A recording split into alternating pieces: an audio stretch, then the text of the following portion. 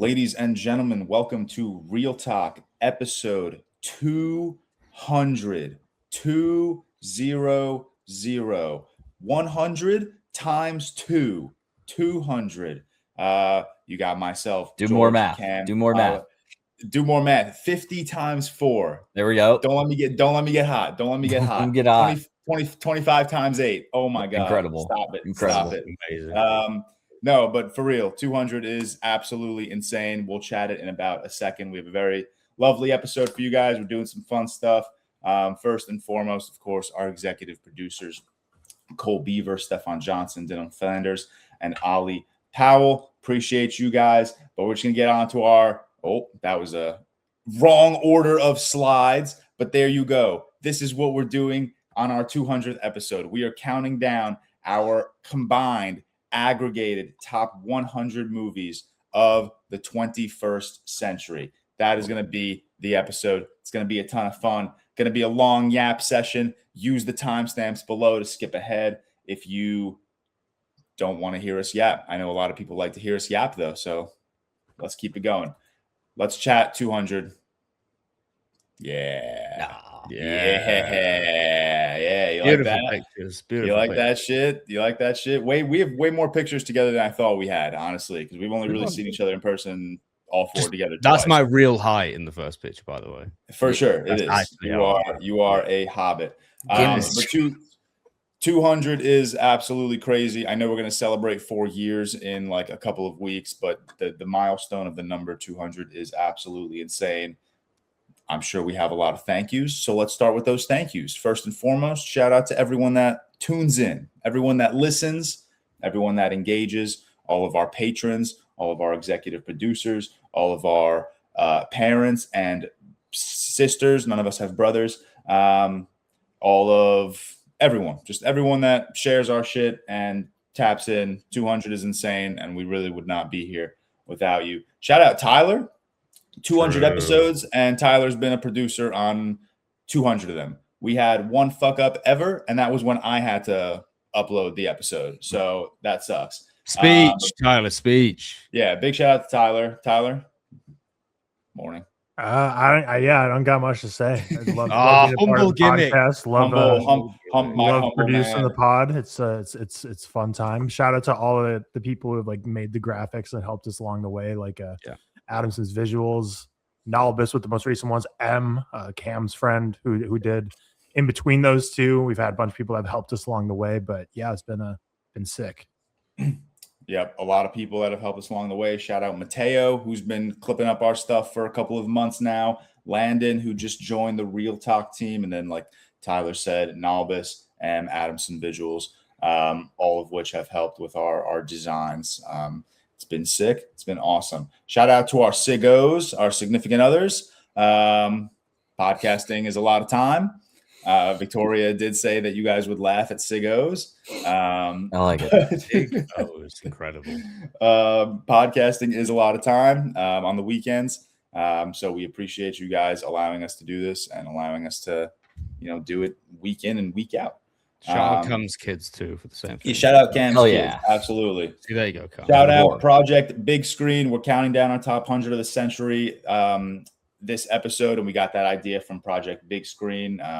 Go check out their videos. They had an awesome I think they did a top 50, but they had an awesome, couple, it was like a week or 2 weeks straight of content publishing their top 50, and it was just great content. So shout out them for the idea. But would it be a ReelTok episode without how are we doing and what have we been watching? Seth, hello. How are you doing, man? What have you been watching? I'm okay. Oh, you know what's coming this week? The Odyssey. The Odyssey, man. When I got that message. Universal don't typically like me as well, so that was fun. Universal does not fuck with me, bro. Universal does not fuck with me. This is the first big event I've got in ages. I have never been invited to a big Universal event. Someone texted me, someone big. I'm not going to drop names, and was like, I mentioned that there's the Odyssey premiere in New York on July 14th. And I like subtly mentioned that I wasn't invited in case this person hadn't given away their +1. This person's not coming to New York, but they did speak to their Universal rep about me. And the Universal rep was like, invite finalized. Sorry. And I was like, fuck. They don't fuck with me. But going to the Odyssey premiere on the 6th, so on Monday. Very early, actually. Very, very early for a premiere. So I mean, unbelievably excited for that. Just incredibly, incredibly excited. Can't wait. There's an embargo until like the 15th, I think. Well, there's a review embargo. So I can do like a social reaction, which is basically nothing. Evil Dead Burn as well. Seeing that on Tuesday. So excited for that. We've heard pretty good things. So as expected. So we'll be tweaking that next week as well. And then Wednesday, I'm gonna wait for George to say if he is going or not. But I know George got invited to a Dune event in LA for the Dune 3 like trailer and extra footage with like Denis and I think some of the cast. I don't know. They said some surprises. I'm assuming so. Yeah, they're doing that here as well at the BFR Max. So I'm going to that event on Wednesday. So excited for that. Listen, anything Dune, I'm there. England are playing tomorrow night, so going to be away for a few days, which will be really, really cool. This week done virtually nothing. A lot of running and training and blah blah blah. Not really anything major. What I've watched. I rewatched Spirited Away after we spoke about it last week. Keen to hear Tyler's thoughts on that as well when he gets into it, because I think you'd watched like half before the Patreon. So excited to hear your thoughts on that extended as well. Watched The Cranes Are Flying, which is a brilliant Russian film from the 50s. Kind of one of the most dynamic films I've ever seen. The camera work is a joke. Watched Army of Darkness, rewatched that. It's like the Evil Dead film I hadn't seen in the one that I hadn't seen in a few years. It's crazy. George, I know you. Where do you rank Army of Darkness in your dead ranking? In my dead ranking, in your dead probably 4 or 5. That's very interesting. I think it'd be. I mean, again, in fairness, my lowest ranked dead movie is a 4 out of 5 stars. Yeah. It might be 2. Bro, there's literally like it's like Lord of the Rings 2 Towers, man. That siege on the castle with the skeletons is the craziest stuff I've ever seen. I love it so much. It's so good. Watched a Billy Wilder, which I didn't love, called The Lost Weekend. The acting's great though. And then one of my favorite games of all time is Cyberpunk. So I watched like the anime of it, called Cyberpunk Edge Runners, released in 2022. The first season, I think season 2 is releasing later this year. Really, really cool. Really good animation, very dystopian, very sad as well, just as with the games, and very nihilistic. I'd really recommend it if you haven't watched it.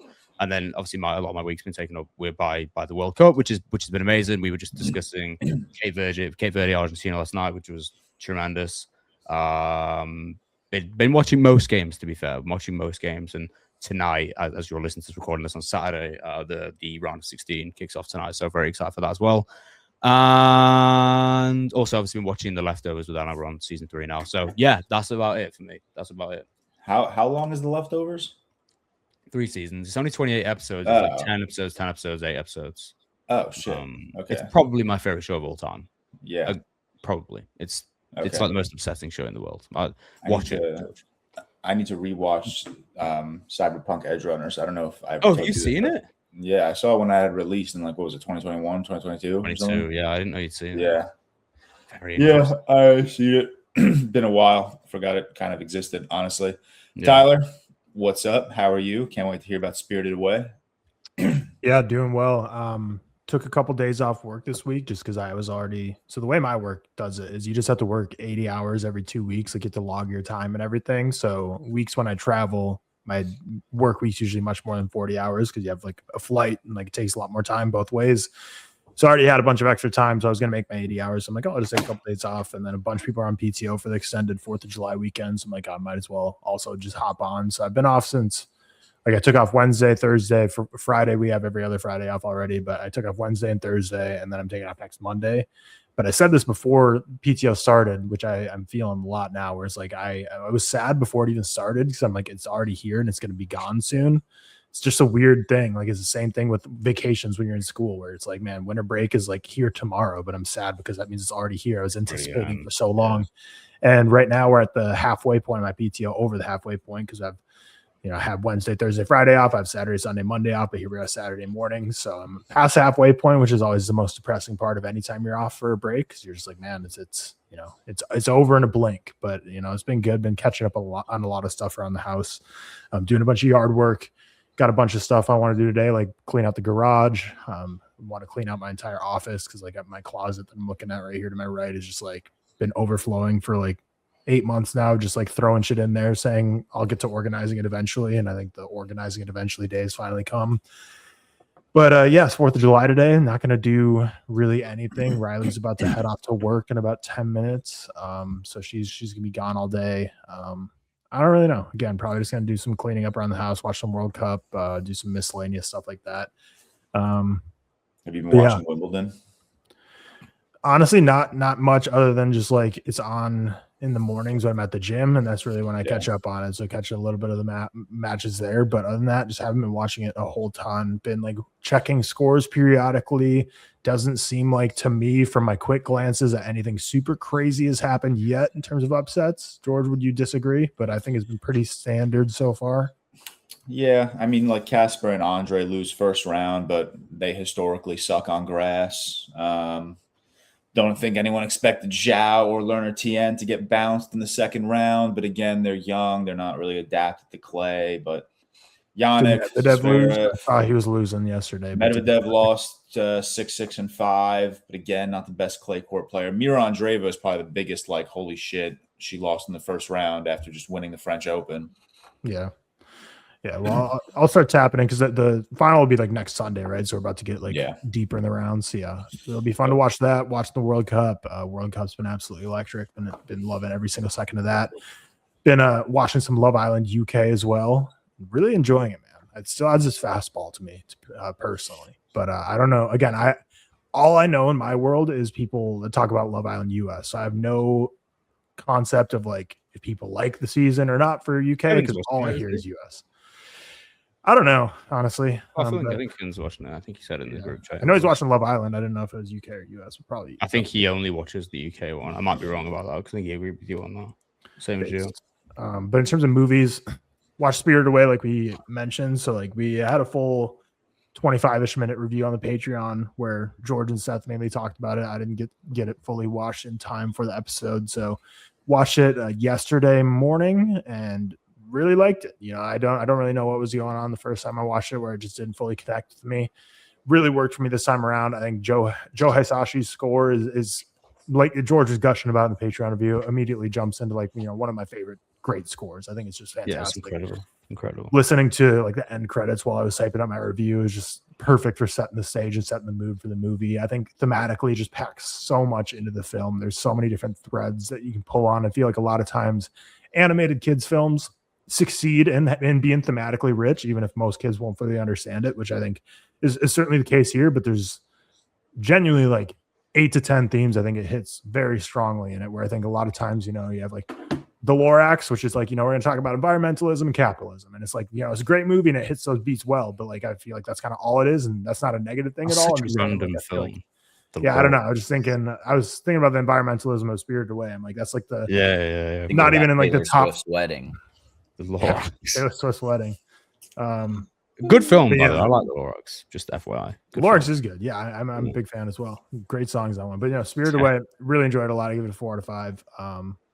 Really dug it on this watch. So I had a great time with it this time around. I also watched after we recorded the episode last week, I watched Rosa Nevada. George, I know you watched this in New York Film Festival and didn't love it, but I really did dig it. But I've liked a lot of Mark Jenkins' work. So the first thing I watched of his was Ennismen, which didn't really connect for me, but it's the first time I saw a film from him. I think any Mark Jenkins film, the first time you watch it's going to be jarring because he has such a grainy 16 millimeter film aggressive style with his sound design. He doesn't record anything sound wise while he's filming. 100% of every sound you hear in the film is all post-production, including every line read by the actors will be done in the sound booth. So very jarring production to get used to at first. And the sound design is also super searing and in your face, but I really dug Bait, like Seth mentioned. I really, really love that. It's also very similar to this one, which is like a Cornish fishing village.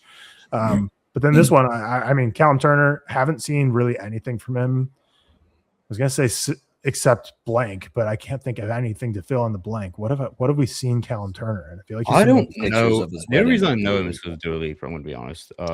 Exactly, like he's kind of a nobody. Oh, I've seen him in. He's in Green Room. Actually, he's in Green Room. True, Green Room is probably the only thing I've seen. Also in Eternity.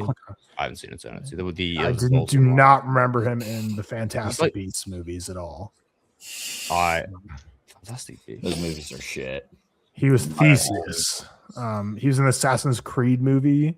Terrible. Boys in the Boat. It was Victor a Frankenstein movie that came out. Yeah, he's in War and Peace. I didn't know he was that old. This is a rough filmography. Who is Callum Turner? I don't know who he is. He feels like he just came out of nowhere and now he's like just Dua Lipa's husband, man. Yeah, good looking guy. Listen, he's the one in the new Monica Barbaro film, right? One night only, whatever it's called. He is. Okay, which looks interesting. Which looks cute. And then George Mackey, who I confused for Harris Dickinson, because they kind of strikingly do look quite similar. But I mean, they kind of came up at the same time, is what I feel like. So kind of they do look a lot alike. But no, I really dug Rose in Nevada. I think it plays with time travel in an interesting way to process grief and a town that's set in tradition and not really moving forward, and kind of how you have to let go of the past in order to be able to move on as a person and as a society. And I just like seeing Callum Turner because obviously very buzzy with his wedding with Dua Lipa. I'm like, okay, like what's this guy all about? His films haven't been that great. And again, I think I really like this movie, and I think they're both really good actors. I don't think this isn't an acting showcase of a movie. You don't go to watch a movie like Rose in Nevada to be like, wow, like these performances are fantastic. And if you do, George Mackey's the one you're going to come out of it saying like he was great, and Callum Turner's kind of there. So, take that for what you will. But yeah, big wedding yesterday with Taylor Swift and Travis Kelce. Crazy. Like, I just want to know what it's like to be at an event like that. Cause like, are they really that close of friends with like all these celebrities that are just coming in? Like, and all these celebrities really like, I feel like when you're going to an event like this, you're not in your mind like, oh, I'm going to a wedding today. It's like, oh, you're going to like this event. Shit's weird. They're just going to a social gathering. Secret society stuff. Shit's weird. Yeah, for sure. And Adam Sandler being the officiant is just quite silly in a complimentary way. But Happy Gilmore 2 guys. Yeah, Travis Kelce. Mm-hmm. There was a tweet that said, "Just left Taylor Swift's wedding. Bad vibes. They had the Riddler roasting over a fire with an apple in his mouth." Yeah, I mean, wouldn't be surprised if that's true. Honestly, true. Yeah. But yeah, that's my week. Very nice. Are you not tapped into Love Island US, or is it exclusively UK right now? No, Riley and I watched Love Island UK for the first time in like 2022, and then after we watched a couple seasons of that, we're like, oh, let's try the US version. It was kind of right when it started to get super popular, and we got like 3 episodes in, and I was just like, I just can't do it. It just doesn't work for me. I don't know, but I know people are really loving this season, so. It's a watch, man. Everyone is loud. Everyone's lying. It's a watch for sure. Cam, how are you? What have you been watching? Hey, how are you all? Good to see you. How was your trip? It was great. It's kind of like Tyler was saying. We've had a trip planned for, I don't know, 3 months, and it's one of those things. Can't wait to get there, and then you get there, and now I'm bummed it's over. But it was great. The kids had a fantastic time. We went to Universal for 2 days, and then we went to Disney for 2 days. And yeah, I don't know. I enjoy it. I think the kids have a really good time. And it's just fun stuff. But every time we've gone so far, it's been like random weeks that, we take off, and obviously the kids aren't in school, so don't have to necessarily abide by school. So this time was way more packed because middle of summer. And that was hectic as hell, but made the most of it, did what we could, got on the rides that we could. Magic Kingdom was fun because Bailey could do all those rides. That's the one, with the like Princess Castle, Cinderella's Castle. God, couldn't think of who that was. And so he could do a bunch of rides there, did Epcot a little, drank around the world as much as possible, but they had like a private event at 5:30, which is whack shit. Can't be kicking me out at 5:30. Did the Guardians of the Galaxy ride, did the Avatar ride, did like all the big big movie rides, did all the Are Harry they Potter good, stuff. these rides? Like, are they actually fun? I have a lot of fun on them. I've never been to Disney. Do they actually like? Are you like a roller coaster guy or at all, or? I don't know. Like I haven't been on a roller coaster in like a decade. I don't have an issue with. I'm not anti roller coaster. Yeah, I mean, I have fun with them, but they're not. These vacations are definitely not for everyone. Like, this is an overwhelming experience, and you do not get to do as much as like, one should probably get to do for paying this absorbent amount to go to this park. So it's definitely not for everyone. Like, it's definitely not for my dad. He was not having the best time. Like halfway through the day, he'd be like, I'm ready to cut out. Yeah, I feel that'd be me. Yeah. Yeah. So like 20,000 steps a day kind of thing, moving around as much as possible, moving from park to park. Like, we had our entire days planned out. Shout out Emma. She planned the entire trip from like start to finish, got everything booked and busy. I made a lightsaber, forgot to bring said lightsaber here, but I went to, I think they call it Batu, but like Galaxy's Edge in Disney, and straight up, like, I almost cried, man. I almost cried. Maybe if I were a real Star Wars fan, I would have cried, but just standing next to the Millennium Falcon, and I got blue milk, but like the alcoholic version, genuinely best like mixed drink I think I've ever had in my life. It was so yummy. And so, yeah. And then I got to stand in a room and make a lightsaber, and this guy in the middle just spews nonsense for 20 minutes and just yaps about kyber crystals and how the blade chooses you. And I'm like, this is all bullshit. None of it makes sense. Stupid. I love every second of it. It's my favorite thing I've ever done in my life. But yeah, it's just, how much was it? The lightsaber? Yeah. It's like $250. Not worth it. Does it make the noise and stuff? Yes. Though? Yeah. It's a high quality lightsaber. Can I say it's worth it? For most people, I don't think that's that bad. I've seen it's absolutely worth it. It's absolutely I honestly expected it to be kind of worse. Okay, we'll take that. But yeah, you have to. The crazy thing, the annoying thing is, I'll say, is like, we had my whole family. I made one and my sister made one, are the only two that like did it. We have my whole family. So my sister, her wife, their my niece, their daughter, my two kids, Emma, my parents, and you only get to bring one person in there with you. Like, and so we had a 5:05 reservation, call it. We got there at 5, check in. Then at 5:10, we're getting moved into line. And then 5:20 rolls around and we're getting moved into the room. And 5:45 rolls around and we're just now starting to make this fucking lightsaber. So incredible experience for me. Just felt bad. Like, Emma and my dad kind of walked off and got dinner. Which, they had a fine time. They figured it out and everything. I was just like, man, I thought, 5:05 doors are opening. I'm making a lightsaber. But yeah, incredible experience for me. And yeah, just a kid in a candy shop, in Star Wars land. I did again. I forgot. I didn't bring anything. We got a nice Elder Wand from Universal. So got a bunch of nerd shit. How much was the Elder Wand? Like $60. Okay, that's what I say. It was Harry Potter. Yeah, that makes sense. Yeah. So it's $60, and it's one of those things. Do I need it? No. Do I want it? Yes. Yeah, but they're cool as fuck. They're cool. Yeah. So shit's cool, man.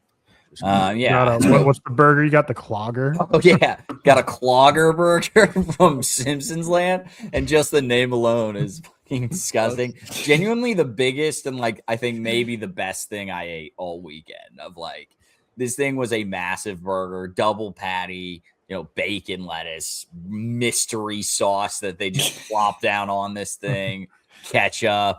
All the above. Just a heart attack. Just a heart attack walking. Just a heart attack on that looks like and after 20. Cam, did I send you that Chili's post? Oh, I'm so stupid. I don't think I sent you that Chili's post. I don't think so. I saw there's this I can find it because this fitness guy that I see every so often posted. He basically posted like, if you're not using this Chili's hack, you're not like you're not caring about your body the way you should. And it was basically like you go to Chili's and you order something, but you only ask for the meat. So essentially you're getting a plate of chicken, steak, and shrimp. And it's like 150 grams of protein in just like a singular meal. Incredible. Yeah, my shit would be crazy. That sounds amazing. Yeah, I'd be destroying the toilet. Yeah, that'd be crazy. I mean, yeah, I don't know what he's ordering, but if it's not the triple dipper from Chili's, I don't want it. But otherwise, yeah, had a really, really fun time in Universal. Missed the Supergirl conversation. Y'all are too harsh on the DCU right now. You gave it a low score too. Yeah, no, he gave Superman a 5. Supergirl's not a bad movie. It's not a good movie. Supergirl is a movie that was made by people and put to screen by people. Hopefully. Worst needle drop of all time, but I'm sad I missed the Supergirl conversation. Could have brought a little I don't know. Supergirl's not very good, but the DCU will be all right. I think. I do think there's a broader conversation around the fact that cinematic universes are dying. And so if not every movie is an Avengers level movie, I'm interested to see, like, I don't think MCU phase 1 movies would work right now because we've already seen everything in the cinematic, like, superhero genre. And so I think you can do a Superman with a character as big as that and one that's been done poorly in the past. Sorry, George. One that's not been done well in the past and is so beloved, but you can't do a Thor: The Dark World right now. As one critic said, they just did a Thor: The Dark World. That's what I'm saying. It's called Supergirl. That's what I was saying. That's what I was saying. Yes, you said that. You're the one critic that they're tweeting about. That's Cam. Do you think Clayface will do really bad box office wise? That's my worry. Is like I think it'll be good. Box office. I think right now, I genuinely think right now, good movies are making money and bad movies are stalling at the box office. Clayface is one of those. Does Clayface have the pull needed to be able to recoup? I don't know what the budget was on it in production. On Clayface, I gotta imagine the budget was not as high. 40 million.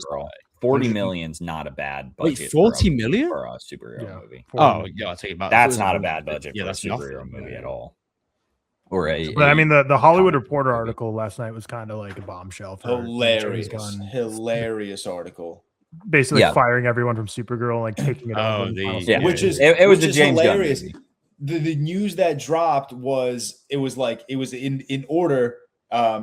James Gunn's like Jimmy Olsen show moving forward. Then it was James Gunn making a Mr. Terrific TV show. And then the bombshell drops with the Hollywood Reporter article. And then something else dropped. I love James Gunn very much. I think he's a smart guy in general. But I don't know. What are we doing with a couple of these things? Like, why do we get a Jimmy Olsen Gorilla Grodd movie in your phase 1? Let's figure out Batman first, man. Let's figure that cat in the bag out. Because I do think they're competing with the Batman universe that's frankly much better. I love Superman. The Batman's already better, so you're already starting down. Scared. I don't disagree. Like, I don't know. I think there's a lot of things fighting against the DCU, and it could ultimately lead to the downfall. But I think for a while it'll be fine. I don't understand some of the decisions. You don't need a Mr. Terrific show. Frankly, you don't need any shows, but you do because HBO Max. You don't need any shows, but you don't need a Mr. Terrific show. You don't need a Jimmy Olsen Gorilla Grodd show. You just don't. And so let's not do it, okay? Let's do movies that people care about. Let's go to The Flash. Let's go to Green Lanterns, which I'm excited for that show, but let's put them on the big screen. Let's go to Wonder Woman. Let's go to Aquaman. Let's hit the Justice League and then get into your Guardians after that and your Captain Marvels and your Black Panthers. Let's do the big ones. Like I don't know. I don't fully know what we're doing here, but I'm still in on it. Obviously. Millie Alcock is really, really great. I thought she was a lot of fun. God, I have so many thoughts on that movie. It's Star Wars, but shit. Sorry. Whatever. When we left, I saw the movie with with Victoria, but Alex and Liam were there too. And then we took a bus ride from the movie theater to the after party. The entire after party, I had to sit in front of Liam and Alex.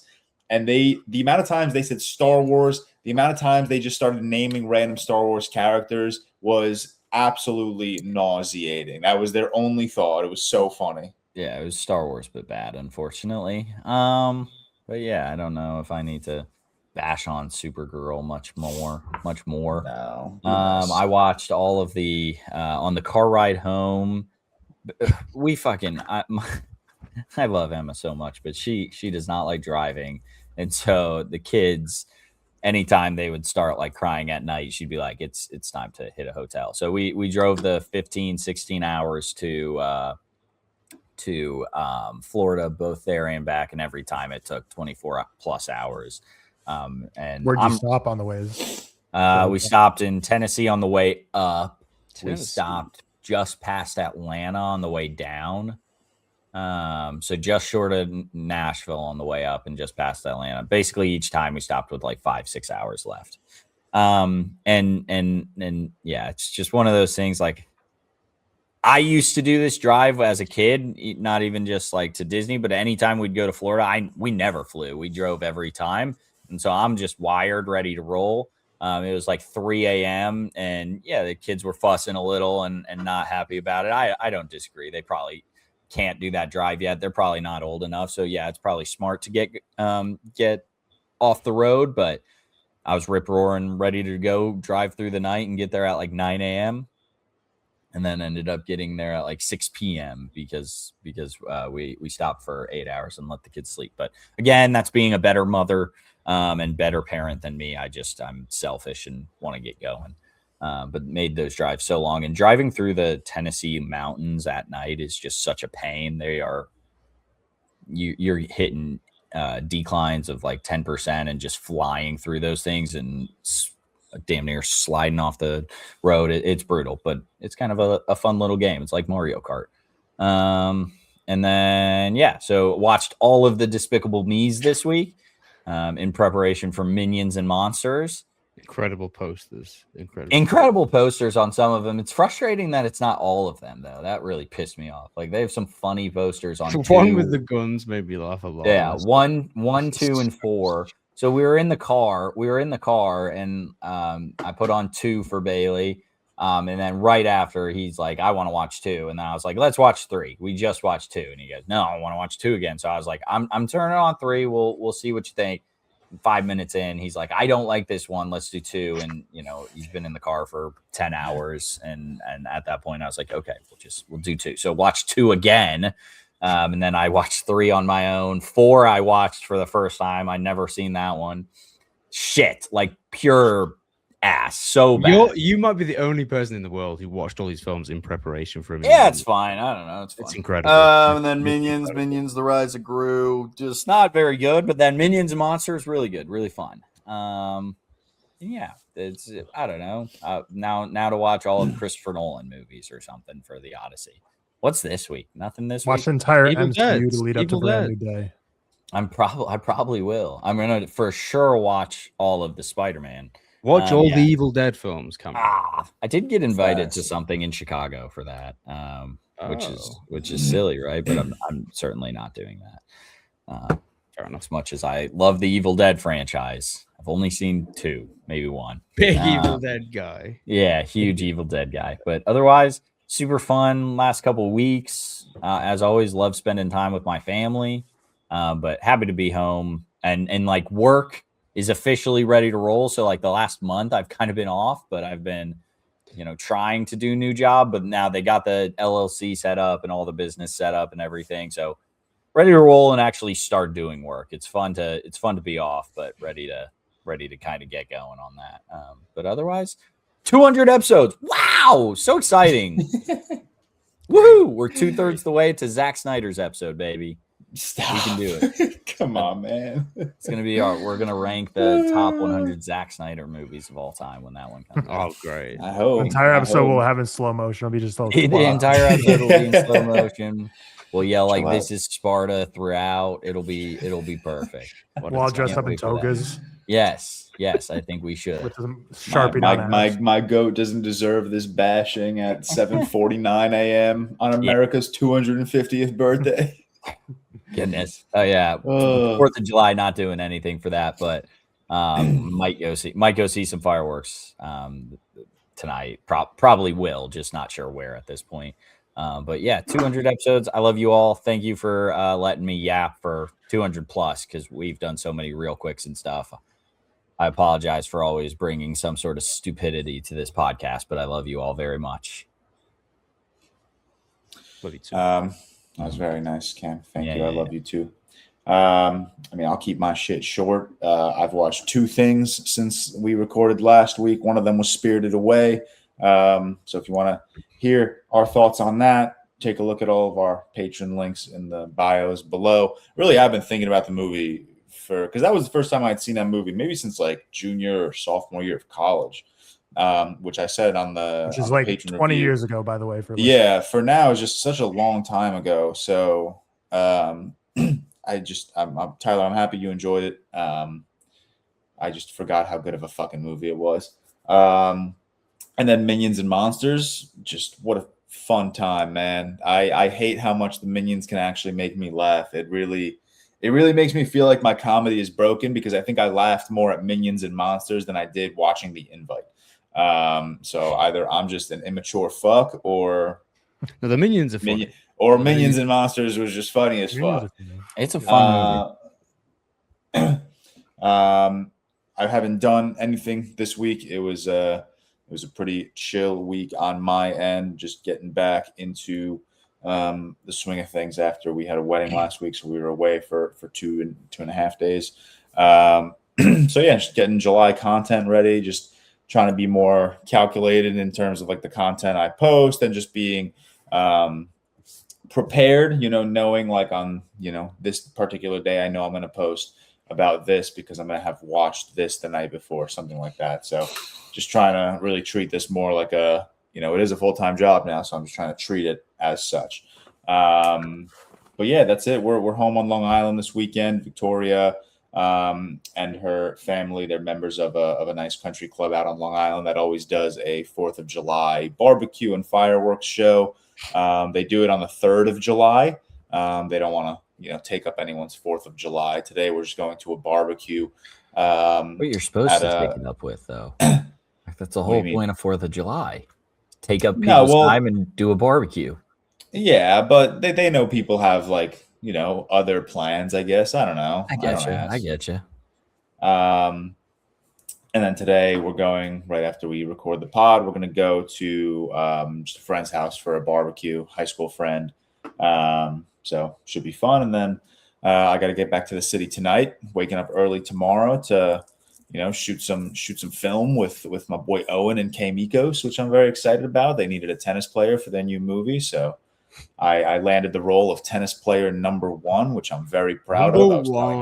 I was telling my parents about it last night. This guy's in a movie. Do they need anyone a beer drinker number 1? I would love to join the project.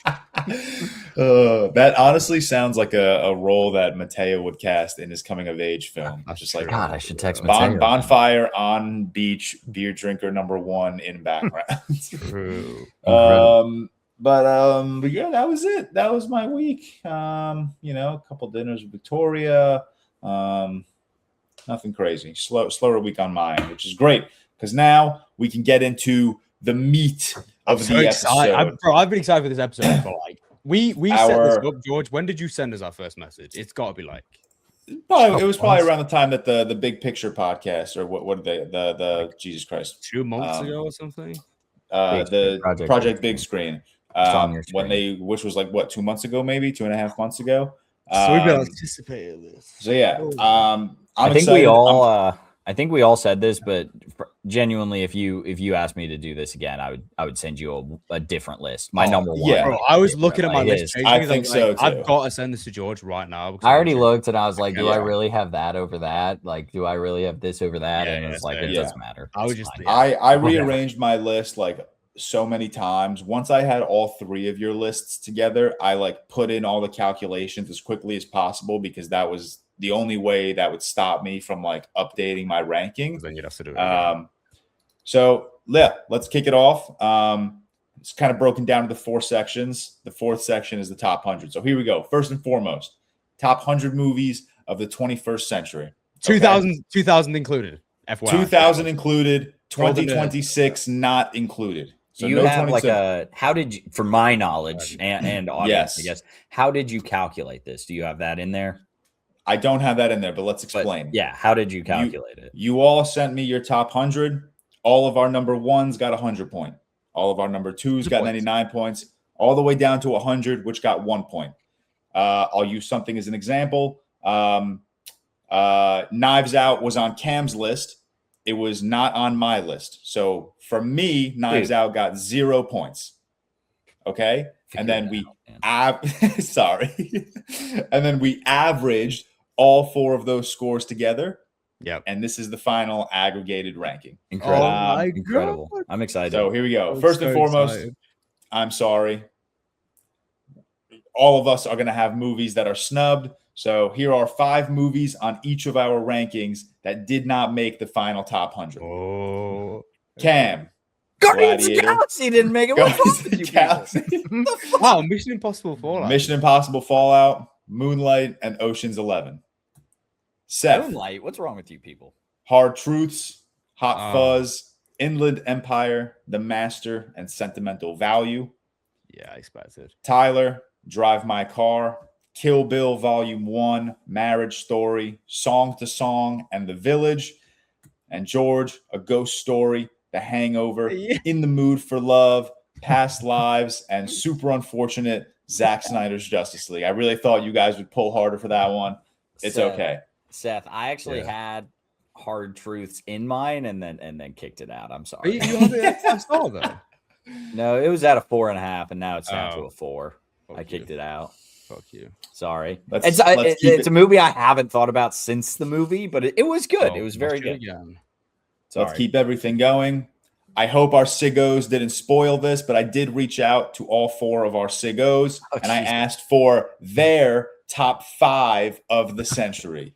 Wait, you were about to ask their top 100. That's sick. No, I was not. Emma couldn't. I had asked them about. I had asked for top 10 at first, and I felt bad. I was like, "That's too much." I was like, "Let's just do top 5." So this is presented in the order that they responded to me in. So first and foremost, Riley, Mamma Mia, Coraline, Harry Potter and the Order of the Phoenix, Venom, and World War Z. World War Z. She's the first person to ever say World War Z. Hilarious pull. Hysterical pull. That's insane. Next up was my beloved Victoria, The Holiday, Get Out, Wolf of Wall Street, The Hangover, and La La Land. Makes sense. Film bro ass. Film bro, yeah. She is. Next up, Anna.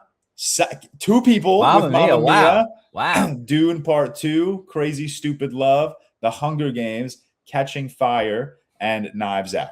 That was like and then lastly, certainly not least, Emma, Pitch Perfect, Twilight Breaking Dawn Part 1, The Big Sick, Mamma Mia 2, and Harry Potter and the Half-Blood Prince. Half-Blood Prince. I love it. So those were all of our Siggos' top 5 of the century. Frankly, I genuinely think Emma probably forgot about the Hunger Games Catching Fire. Like I'm a little shocked that wasn't on there. I don't. Is the only overlapping film Mamma Mia? Mamma Mia, and I mean, there's 2 Harry Potter films. Harry Potter overlaps, but just 2 different films. Oh yeah, 2. Yeah. But Order of the Phoenix. That's full knowledge, Riley. Good pull. Mamma Mia number 1 on 2 lists. Kind of crazy. That is kind of crazy. All right. Section number 3, we're doing to our honorable mentions. Movies that just missed the cut. No, our number 101 to 110. And this is in alphabetical order. I'm not going to tell you how this was ranked. Okay. Very simply, The Banshees of Inisherin, Everything, Everywhere, All at Once, The Father, Her, Killers of the Flower Moon, The Nice Guys, Nickel Boys, Pacific Rim, Red Rooms, and Unbreakable. I'm literally already fucking mad. What's wrong with you? Those are some big movies. I knew Banshees and Killers of the Flower Moon would really ruin Seth. And also, like 20, I think. When we're done with this, I will share with you guys all of my calculations so that you guys know I'm not I'm not adjusting things. Otherwise, Zack Snyder's Justice League would have been number 100 at least. Okay. Let's do you have like the points that everything got? If not, it's yes, I do. Not on here. Oh, yeah. Okay, I have it in like my own spreadsheet. Pull that out. I might ask him many times. Let's get into it. We're starting at number 100. Our number 100 movie is a movie that only Cam Walsh had on his ranking at number 27. Wait, so this is different than the number 100 you showed Seth and I. Oh, so because okay, I fucked up the calculations last time. Good job, Cam. Good job, Toy Story. Toy Story 3 comes in at number 100. Well done, Cam. You got it in there. Well done. I'm here to help. Moving on to number 99. Similar story this time with Tyler. His number 27. And that is the worst person in the world, Joachim Trier from 2021. Very interesting. Yes. Hell yeah. Okay. Number 9. And we'll talk more as we get into like the top like 50. All right. We'll kind of run through a little of these quickly. Number 99. Tyler's number 26. Unranked on Cam, Seth, and George's. And that is I'm Thinking of Ending Things. Charlie. I like that that's here. I like that it's made 100. It's kind of interesting. I do that it's here. This wasn't far outside of my top 100. So from me, I know it got 0 points, but it really was not that far outside of like my top 100. That's interesting. Number 97. A film that Cam had at number 26. We're just bouncing back and forth from Cam and Tyler right now. Moneyball. Moneyball. Interesting. TikTok movie of the year. And you I was going to say a movie that Cam watches on Central. TikTok in 48 parts. Yes. A movie that I always think is Adam McKay, but it's not. Yeah, I get that. Probably would be I could absolutely see that. That is so funny. Number 96. Finally, a movie that two people have. It was Tyler's 87th ranked film, George's 36th ranked film, and that is John Wick Chapter 3, Parabellum. That was not on my ranking, by the way. Please hold. Please hold. Please hold. Please hold. Great. Tyler. Fixing it.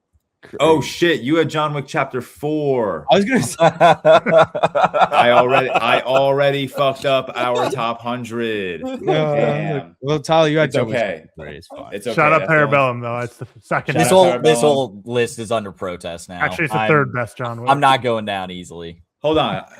I think I had John Wick Chapter 4 that high too. So this. I didn't. Yeah. Okay. So my 36 is John Wick Chapter 4. I just put the wrong. Okay, so this is just supposed to be John Wick. The wrong poster. Okay. I just put the wrong poster.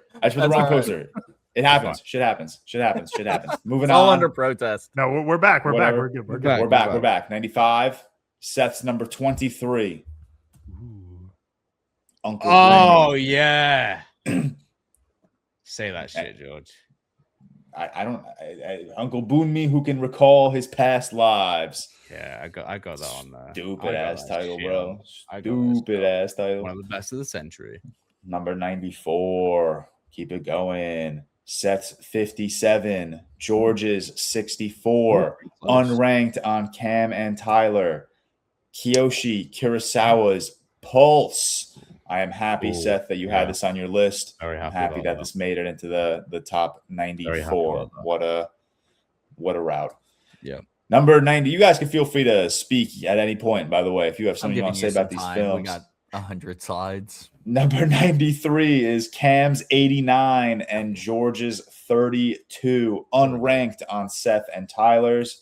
And that is Sing Street. Oh, I haven't seen it. Fair enough. Yeah. Thank you, Cam. That's a fun movie, George. I didn't think you were going to have this at your top 100. I appreciate that. That really. Movie. It's a fun movie. Next up, number 92, Seth's 77, Tyler's 44.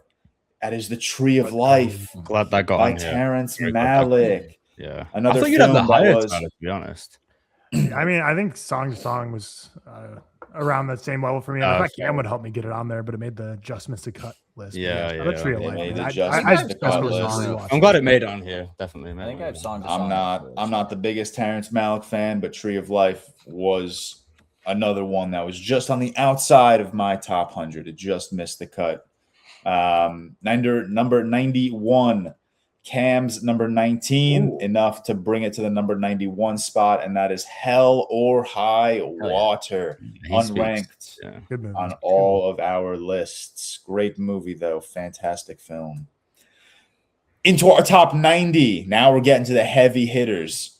Seth's number 38 and Tyler's number 79. Seth, I like you trying to think back on your ranking. There's no way you're going to. Well, I'm going to get to the point once we get deeper in this ranking where I want to like start trying to guess what these movies are. You guys can try guess at any point. This is Seth's 38. I have no idea. Not now. Tyler's 79, and that is the zone of interest. Glad it made it on here. That is Jonathan Glazer's The Zone of Interest. Okay, I'm glad that made it. Number 89. Tyler's number 16. Mamma Mia. Let's go. Riley and Anna's number 1 of the century. No, the thing is, our Sigos will be disappointed. They'd be like, "Why is it 89?" Yeah, they'd be. They're not going to be happy it's on here. They'd be, "Why is it 89?" I like that you said Sigos. I really love that. Thank you. It's a funny term. I got to give it to you. Thank you. Shout out Victoria for letting me know about that one. Number 88. Tyler's number 15. Game Night. Okay, I like that. I really like Game Night. Yeah, great film. Tyler, I'm not gonna lie. I thought this would be higher on your ranking. I thought this was top 10. It's 15. What do you want? 15 of the century? No. I'm saying I just thought it would be a little higher. You know, but I'm happy. I don't mind. It's a great movie. It's a fantastic movie. Number 87. George's number 15 this time around. Danny Boyle's Sunshine. I will say, I love the movie. One of the worst posters I've ever seen. I don't know why. Bad, man. Is it bad? I don't know. This isn't even the American poster. It's the German poster. For some reason, all the American posters on Google were like really low quality, and this was the best one I could find. So, sometimes you do have to go to Twitter for a movie poster because Google's very low quality. I wish I had just put like a still of the movie instead of the poster, but whatever. Number 86. Cam's number 15. The Big Stick. Yeah, I thought that might be like not flop. I believe, if I'm remembering correctly, this was also Emma's number 3. So big Cam Walsh film. Number 85. We are moving over to Seth's number 18. George's number 96. Seth, I think you'll be a little disappointed this was not higher. Shaun of the Dead, unranked. Disappointed, yes, but also glad it's on here. Unranked on Cam and Tyler. Fine movie. Good movie. Hey, fine movie. Good movie. Great movie. Great, exceptional film. Exceptional. Hey, it's the 85th best movie of the century. Officially. It's the 85th best movie of the century. That's high praise. I'm pretty happy with that, to be honest. That is high praise from the ReelTok Podcast. Number 84. Seth's number 14. Unranked on the rest of our rankings, and that is Cash. Or Cachet, if you want to. Cachet. Yeah, great film. My favorite Michael Haneke. I don't even know if you guys have seen it, but I'm glad it's on here regardless because it was very high on mine for sure. I was going to say when I was going through all of your top hundreds, there were a couple of standouts, not like in a bad way, just movies I didn't expect because I've not necessarily heard you guys speak about them so often, and this was one of them. Seth. It's a recent one for sure. Okay, that's what I figured. Number 83, Tyler's number 14. Now we're moving up on the rankings here. Greta Gerwig's Little Women. Shout out Greta Gerwig's Little Women. Great film. At number 2019. Great film. Number 82. Our first with 3 of the 4. Yo, Cam, unranked on Cam Walsh. My bad, y'all. I mean, y'all think it's a fine. Number 69 on Seth, 82 on Tyler's ranking, and 63 on George's ranking, and that is Begone's Resurrection. Nice. Really, everyone point and laugh at Cam. Everyone point and laugh. Yeah, everyone point and laugh at Cam. I'm so glad I've seen this thing. It's good. So I am really happy this made the final ranking. Cool. Truly. So we're already getting into like issues of. Like I have Little Women at a 4.5, 90 out of 100. Should have been. Wait, stop spoiling the myth, Cal. Just allow it to. This guy's upset he didn't rank it on his list. No, that's fine. I missed it on the old box apparently when going through. So nice. Probably could have been on there, but it's all right. That's on you. It is on there. No, I meant could have been higher. Could have been on my list. Okay. My bad. It's okay. There are too many movies to juggle. George, that is the good poster. This is the good poster. Yeah, this is the best poster. Yeah, and I'm very happy this made the cut. Yeah. Shout out Seth and Tyler for watching this for the Patreon a couple weeks ago. Next up, number 81, a film that Tyler has at number 13. Trap. Let's go. M. Night Shyamalan's one of those Trap. really ones. Very happy that made it on the list. Very happy. I will say I'm a surprised lot not of on George's list for how many comments you still get on your Letterboxd reviews. It was a lot of the movies in our combined top 100 that didn't make my personal top 100. I'm still happy about because a lot of them like just missed my top 100. Like my number 80 through like 150, unbelievably interchangeable. Yeah. It was just whatever I was feeling on the day that I finalized this ranking, and Trap did land probably in like the I'm glad Tyler put it 120 area. We'll have on here for sure. Yeah, Trap's fantastic. Happy Trap got here. Next up, number 80 into our top 80. Seth, George. Seth's number 47. George's number 65. Unranked on Cam and Tyler's. Pirates of the Caribbean. Dead Man's Chest. My favorite Seth, one. In the 47. I'm surprised that's so high. It went up quite a bit recently. It's my favorite. I love that. I love it. I love that. Yeah, I love it. It's my second I'm glad they favorite made franchise, it. but unbelievable trilogy. We're in our top 80 at number 79. Tyler's number 17. George's number 95. Unranked on Cam and Seth's. That is About Time. That's cool. Yeah, that was expected. I just thought, Tyler, you would have it much higher than 17, to be honest. That's one I thought you'd have higher. Probably would be if I ranked him right now. I don't know. Yeah. It changes all the time. Yep, just squeaked into my personal top 100. Phenomenal film. Number 78. Tyler's number 12. Sheesh. Number 77. Number 78 was Challengers. I said in the group chat, Tyler, I'm not gonna lie. Challengers. I would have included Challengers. I was gonna say I'm surprised this didn't make it on. It would have been lower, Seth, but it would have been higher because I would have put it probably in like the 80s range. So that's my bad. Cam, is this not a 5-star for you? No, it's 4.5. Okay. Let me. I don't know. Did you not have to dip into your 4 stars at all for your top 100 game? No, I didn't. Oh, I did. Wait, no, I did at the end. Dipped into your 4 I did like stars? 4. You have like no, my 4.5. Sorry, 4.5. Yeah, 4.5. Yeah. Oh yeah, 4.5. Yeah. I didn't even dip out of the 90s. I only dipped to the 91s. I don't know if I went off. Which Challengers is a 91. So sorry, it just missed. This is the type of exercise that a spreadsheet is perfect for. Yeah, that's why so easily compared to us. This was money for me. But then I got to the point of like I had to rank within the numbers, which it was fun. I'm glad it made it on there regardless. That's fun. Control F challenge. I don't have it on. Was Challengers the first? I mean, since we're Real Talk episode 200 reminiscing, was that the first Cam Walsh alternate poster? Or no, it was just the Real Talk. No, that was you made it for Real Talk. Yeah, you. I don't think Cam Walsh had it. Yeah, I think that was way after that. Cam Walsh. Yeah, I think they just made the Real Talk thumbnail. You made the thumbnail of the. I think Fantastic Four was the first Cam Walsh poster. I do remember that one. Yeah. I could be wrong. Moving on, so I don't have to. The needle would have been moved at not at all, but I'm confused on how like Letterboxd rankings works because I filtered all my 4.5s, but I didn't get Challengers on there. I don't have Song to Song on there. I don't know. I don't know what happened. Whatever. It's a Letterboxd issue. It's okay. It's okay. Yeah. We move. We ride. Number 77. Cam's 72. Fun. Seth's 66. Tyler's 75. They range. Unranked on George's. And that is Decision to Leave. Damn, on Cam's list. Nice. Yeah, Cam's got all that. We see non-slop on Cam's, and we gotta applaud him. You can't blame us a little bit. That's so very, funny. very happy. I know the most bald that anyone's ever balled in their life. My list is true. Bow down to the film king. How close we were at it as well. Like very, very close. I like that. Yep. Sorry for not knowing ball on my end. Name. Number 76, a film that was Tyler's number 11, unranked every 50 on all of ours, and that is Christopher Nolan's Tenet. Jesus.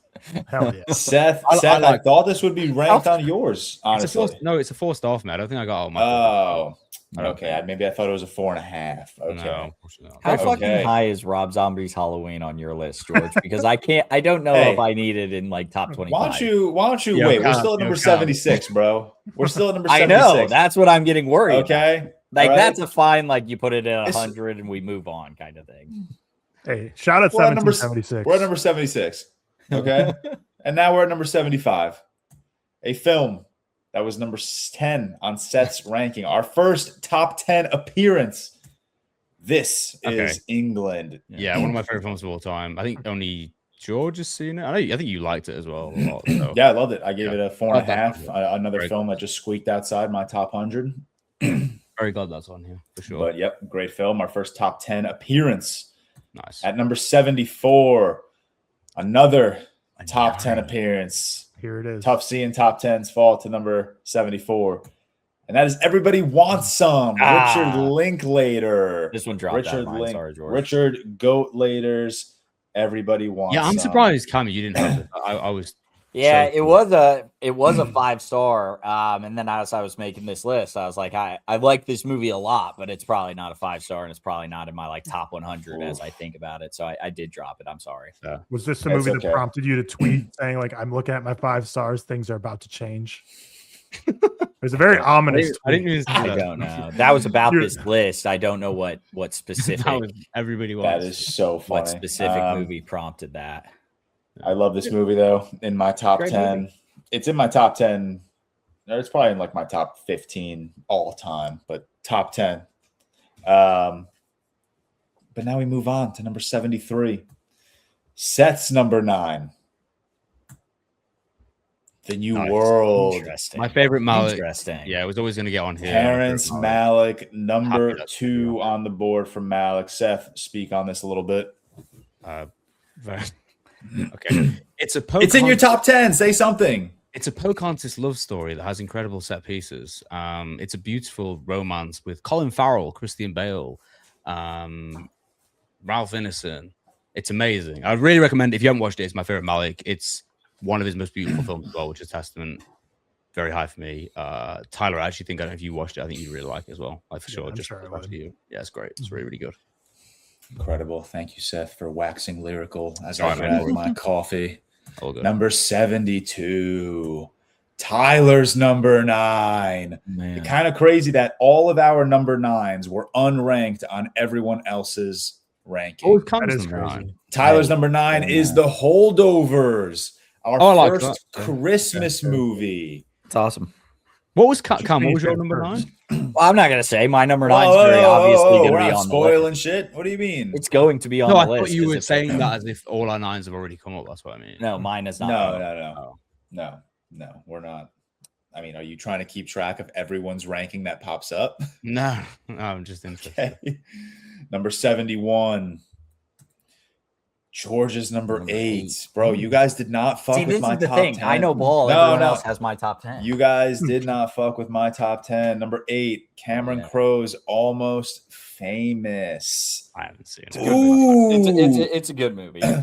My number 8, Almost Famous. Number 9, Everybody Wants Some. I'm a coming of age merchant right now, and those are 2 of my favorite coming of age. I was actually just happy. I'm happy they made the list.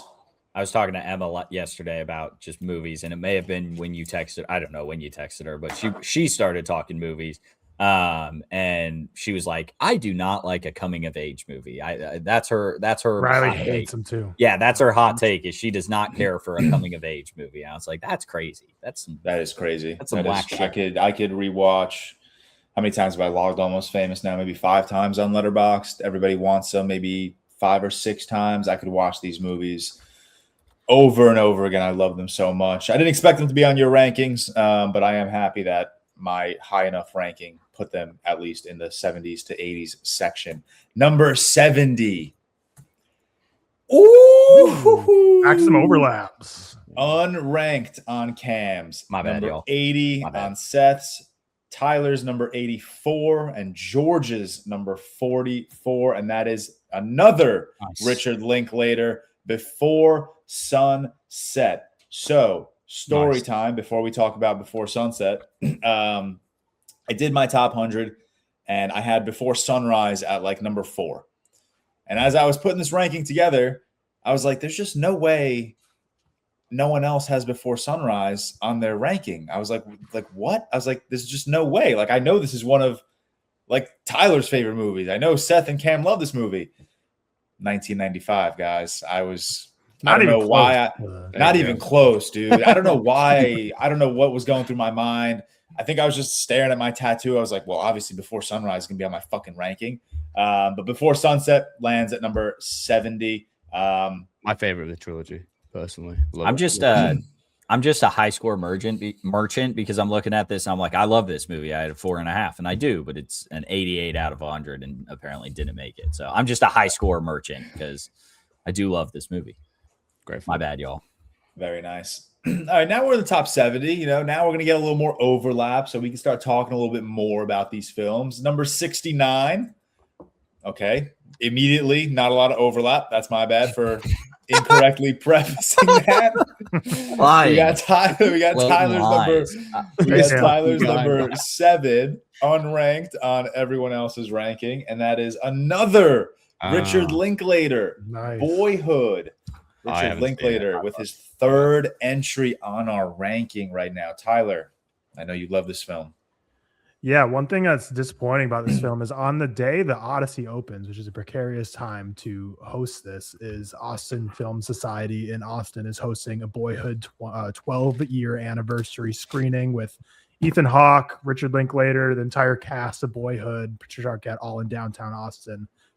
Would have loved to go to that, but I'll be up in Dallas for the Odyssey. Damn, so on the day of the Odyssey release, like they have to be aware of the release schedule. It's kind of tough.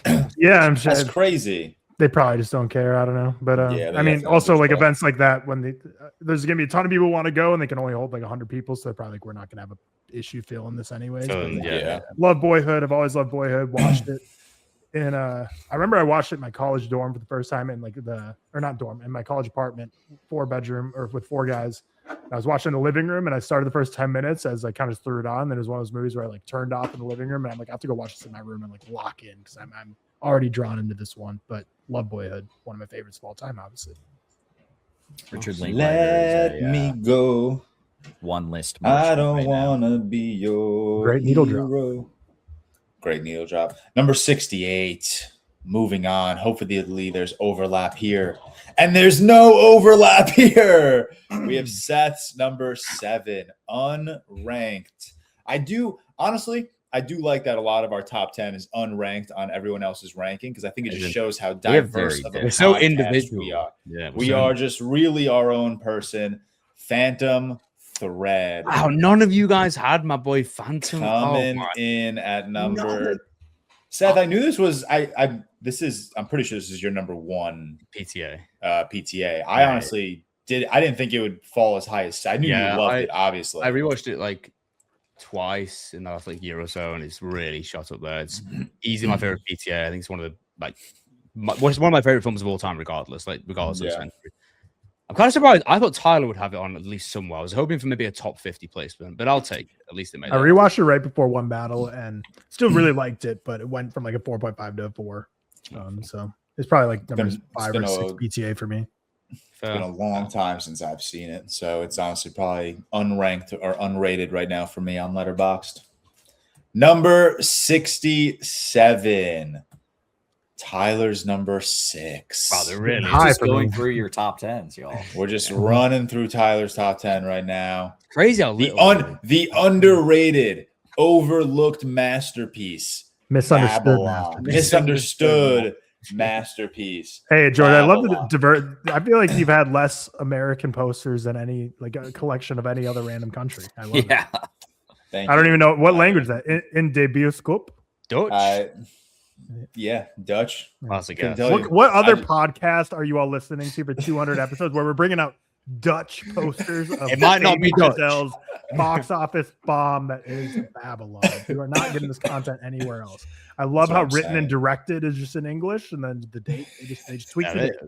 Yeah, the whole poster's in English except for January in de bioscoop. Bilingual. Perfectly done. Number 66. Moving on. Here we go.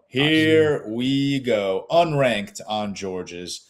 Tyler's number 96. Seth's number 34. Cam's number 27. That is Portrait of a Lady on Fire. Very happy. Very happy. It is crazy that I'm the only one that has this unranked because I have a poster of this up in my apartment, and it's maybe my favorite poster that I have. I love it so much. I love this film. So glad it made it on here. So good. Great movie. All around. Amazing film. Amazing. That was Dutch, by the way. I Googled it. Good pull, Seth. Thank you. Good pull. Inching closer to our top 50. We are at number 65. Cam's number 86. George's number 19, highly rated. You guys know it's coming. Yeah, there you go, George. Maverick. That was like a few spaces out of mine. That nearly made mine. What a movie. What a movie. What an experience. Should have been number 19, honestly, on our ranking if I had a say in this. What makes you think that? But I'm really happy that it made it here. Got on the list. I was nervous I'd be the only one that ranked it, which I still think would have been enough to put it in the top 100. It would just been a lot closer to the back end of it. So Cam, thank you for those 14 points. That really helped inch that up to number 65. Great film. Moving on, number 64. Cam's number 3. I know. Is it George? Is it Stickos? It is. Yeah. Cam, speak on your third best movie of the century. I mean, it's just what are you guys doing here? I mean, I saw like statue of Joe in Disney. I think it was Hollywood Studios or something this week, and I literally jumped for joy. I was like, "That's my boy. That's my guy." I didn't know. You got it to top 65 on your own, Cam. What's up? You got it to the top 64 on your own. I know. I was looking at my top 10, and frankly, I didn't take a good enough look because I genuinely was like, these all will be on at least one other person's list at the very least. And I didn't see Soul there. I probably could have seen this one coming. Yeah. But hell yeah, 64 should be number 3 again if I had a say in it. But it's keep that going. It's a really good movie. Yeah, I mean, great. I mean, listen, it's a 4.5 for me. It's a top 4 Pixar movie for me, so I absolutely adore it. Didn't quite get into my top 100. There were a lot of animated films in my top 100. Soul just kind of missed that cut. But Cam's number 3. I'm happy about it because it got it up to 64. Moving on, number 63. Hopefully, there's some overlap, and there is. Seth right around the same 54. Area, Tyler's 49, unranked on Cam and George's. If I'm not mistaken, this is Luca Guadagnino's Queer. Very happy. Luca's second appearance on the ranking. Challenges, and it makes sense, but I'm just kind of surprised by that because most people have it the way around. I love the Queers on here. Yeah, well, again, Tyler was the only one that had Challengers ranked. So Challengers got 3 zeros, whereas Queer got 2 zeros. We both had it around our top 50 as well, which is pretty huge. Mm-hmm. Yeah, pretty high. I know you guys. This came out the same year as Challengers, right? Yep. Yeah. Yeah, that is crazy. Yeah, that is wild. I mean, big year for Luca. Daniel Craig's best performance. True. Behind Knives Out. No, unfortunately not. But yeah, that's up there, Cam. This guy, number 62. Cam's number 74. Tyler's number 25. Tyler unranked overlap. So this is the first. I was going to say that. It's the first Cam and Tyler. I will say going through for sure. I mean, I'd have to really look at the ranking again, but going through, I think the most overlap was Seth and Tyler. We're going to get to a point where there's like 6 movies straight that are exclusively Seth and Tyler, and then unranked. You'll see. But we're at number 62. Cam's number 74, unranked on Seth's. Tyler's number 25, unranked on George's. That is another round. Unranked for you, Seth. Wow. I think I forgot that. I'm going to be honest. Yeah. Letterboxd did you dirty. This is one Letterboxd did you dirty. That should be in my 70 range easily. This is also another one George has a poster of. I do have a poster of this. Yeah. George is just poster merchant. Get some posters of movies you like. Yeah, I seriously. do like these movies. This is a 4.5. I love this movie. It's I just should it have just had it missed in my mind. dude. Do you know how top 100 is so exclusive, man? You know how many had it in movies mind. we've seen this century. At least 100. I will say, Seth, there Yeah. for all three of you, when I was looking at your ranking, there were like just movies that I just thought you either forgot about or I needed to confirm. But I decided to not text you guys about them because I didn't want to like have you completely redo your list. But Seth, I did notice Another Round was not on your list. And I was going to text you. I was like, are you sure Another Round's not going to be there? But instead, you text me to insult another film on my list. I did not insult. I did not insult. I just had to double check that you actually wanted the SpongeBob SquarePants movie at number 97. Hell yeah. Hell yeah. Good pull. Okay. Hell yeah. Great film. Another Round just got put on Netflix, I believe. So Nice. if you want Time to watch it. Yeah. Nice. We are moving on. We're at number 61. We're getting into the bread and butter of our ranking. We got Seth's number 53, Tyler's number 45, unranked on Cam and George's, and that is how do you pronounce that word? Synecdoche, New York. Synecdoche, New York. Second Charlie Kaufman movie on the list. Second Charlie Kaufman movie, Amazing. yes, sir. Probably my second favorite Philip Seymour Hoffman performance. So existential, so nice. It's amazing. I'd really recommend if you haven't seen it. Fantastic film. I've never seen this, but I feel like people talk about it poorly. I didn't know. People No, liked it's pretty high. I think it's got over a 4. Is it high? Okay. Yeah, maybe yeah. I'm thinking of like It's really Cameron Diaz New York movie. Gangs. I mean, of New look at the praise on this yeah, poster. No film with an ambition this large and an achievement this impressive can be anything but exhilarating. Sheesh. I gotta add this to my watch list. I've never seen this. It's amazing. You would like it. I'm not even. I would lock in. Seems like I a will George lock movie. in. It And does. it's New York in the title. I mean, come on. And it is New York. I'll lock in. We're moving on. We're in our top 60. We're getting there. We got a triple overlap. Cam's number 70. Seth higher, number 35. Unranked on Tyler's. And George's number 89. And that is Zodiac. Nice. David Fincher's my recent Zodiac. Yep. Unbelievable This is film. your Tyler, number one Fincher, right? Tyler, unranked on yours. It's a 3.5. It wasn't getting close. Oh, man. It's crazy. Maybe I just don't know Zodiac's my so boys. good. I could have Tyler, sworn you this rated is the higher. movie that Tyler notably says he doesn't like Mark Ruffalo, right? Like you've never been. I don't like Mark guy. Ruffalo in most movies, but this is one. That's what I'm saying. I feel like this is the one that like leads that charge of. Yeah. Yeah, The recent you rewatch. He chews gum really loud and obnously every scene. He's in it really annoys Yeah. me. He does. Awesome. Yeah. It works really well. Recent rewatch really blew this up for me. I love Zodiac so much. It was amazing. Yeah. Zodiac bangs. It's one of those movies on my ranking that had I seen it within the last 2 or 3 years, I'm sure it would have been much higher, but lands at my 89. But now we are in our top 60 comfortably at number 59. We have another Seth and Tyler overlap, unranked on Cam and George's. Seth's number 50, Tyler's 41. That is Avatar, The Way of Water. Very glad that was on here. Very glad. I thought this would be higher ranked on both your lists, honestly. It's not a 5 for me. It's a 4.5. So it's like the higher end of the 4.5s. I'm glad it made it. I knew it would be on Tyler's.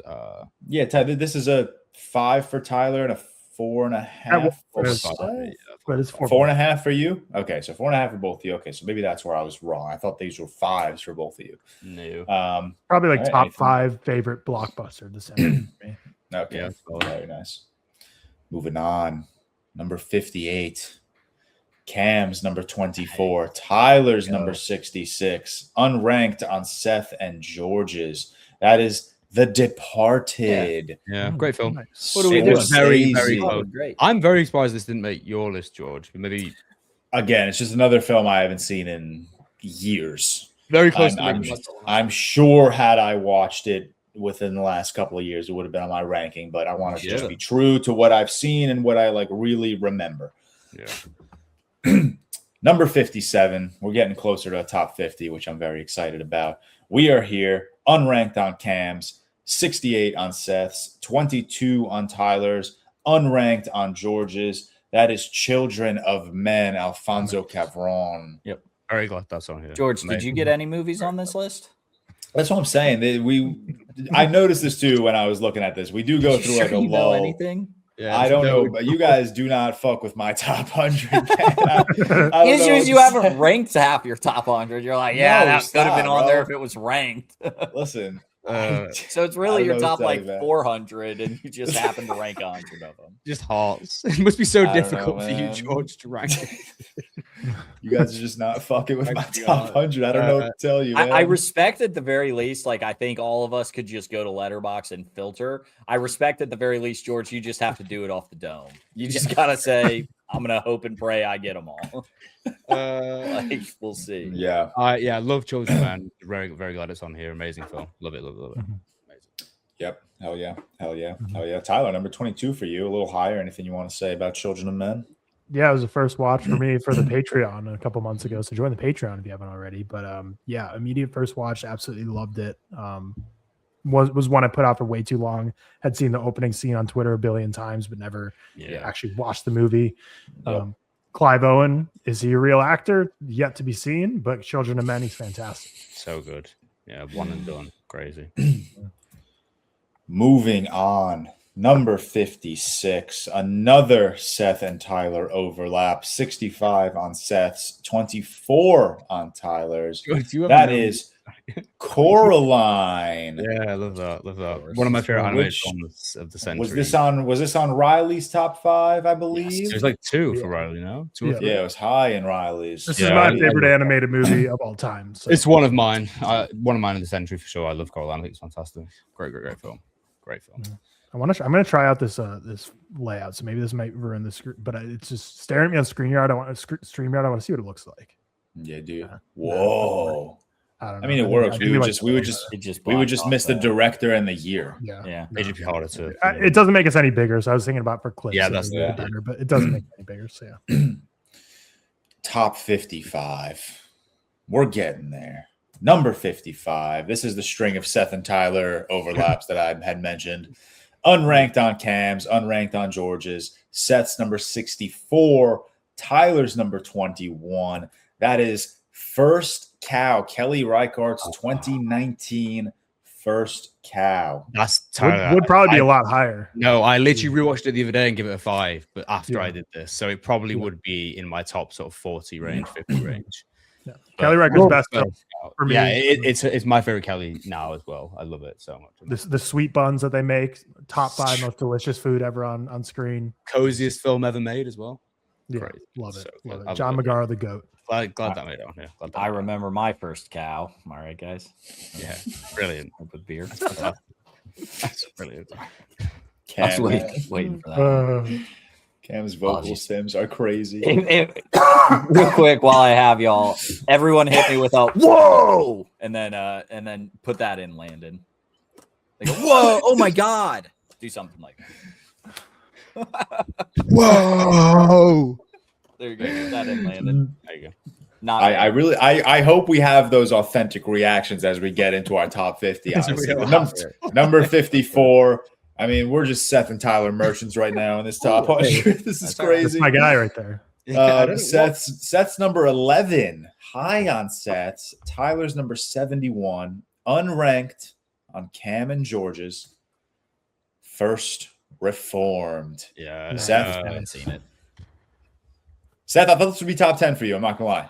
I think it should be obviously very close. I think it should be top 10 for me. It's. I mean, Ethan Hawke's best performance in my eyes. It's one of the most powerful films of the century. It maybe should be even higher for me. I'm very glad it made it into the top 54 range. I'm really glad about that. Yep. Amazing film. Yep. Paul Schrader, 2018, phenomenal film. Number 53. Here we go. There we go. No more Seth Tyler. George, you do not exist. Yeah, George, George's top 50 is the top 50. You guys you guys didn't fuck with like Jennifer's Body or A Ghost Story. No. You know, I don't even know what to say. But anyways, we're at number 53. Cam's number 21. Tyler's number 58. Unranked on Seth and George's. That is The Sound of Metal. Close to mine. Yeah, close to mine. Also close to mine. Cam, highly on yours. What do you have to say about The Sound of Metal? Yeah, I love The Sound of Metal. Frankly, looking at this poster right now, I haven't seen it since the Patreon review. 2020, 3-hour early Patreon. Yeah, or it was a YouTube. I think it was YouTube at that time. It was one of our early ones. I'm learning that Olivia Cook is in this thing at this point. Like I love this movie so much, but completely forgot she's in this. So shout out House of the Dragon. Shout out her. Great film. I mean, the ending, by the way, that final shot, the best ending of all time. Blistering, amazing stuff. Incredible, so amazing. It's so good, man. So great good movie. Another one that just kind of sneaked out of my top 100. An A24 movie that's not A24. No, this is Amazon. I know that's what. Oh, yeah, I get what you're saying. Got it. Moving on, number 52. I just want to get to our top 50 because I'm really excited about it. Number 52. There you go, George. George is on the list. Let him cook. Hey, welcome to the podcast, George. Thanks for let me cook. Let me cook. And if you guys, I know what movie this is. If you guys say shit, I'm leaving. Well, Seth. Robert Zombie's Halloween 2. Damn, I didn't know it'd be on Seth's list. Oh, I knew it was going to be on Seth's list.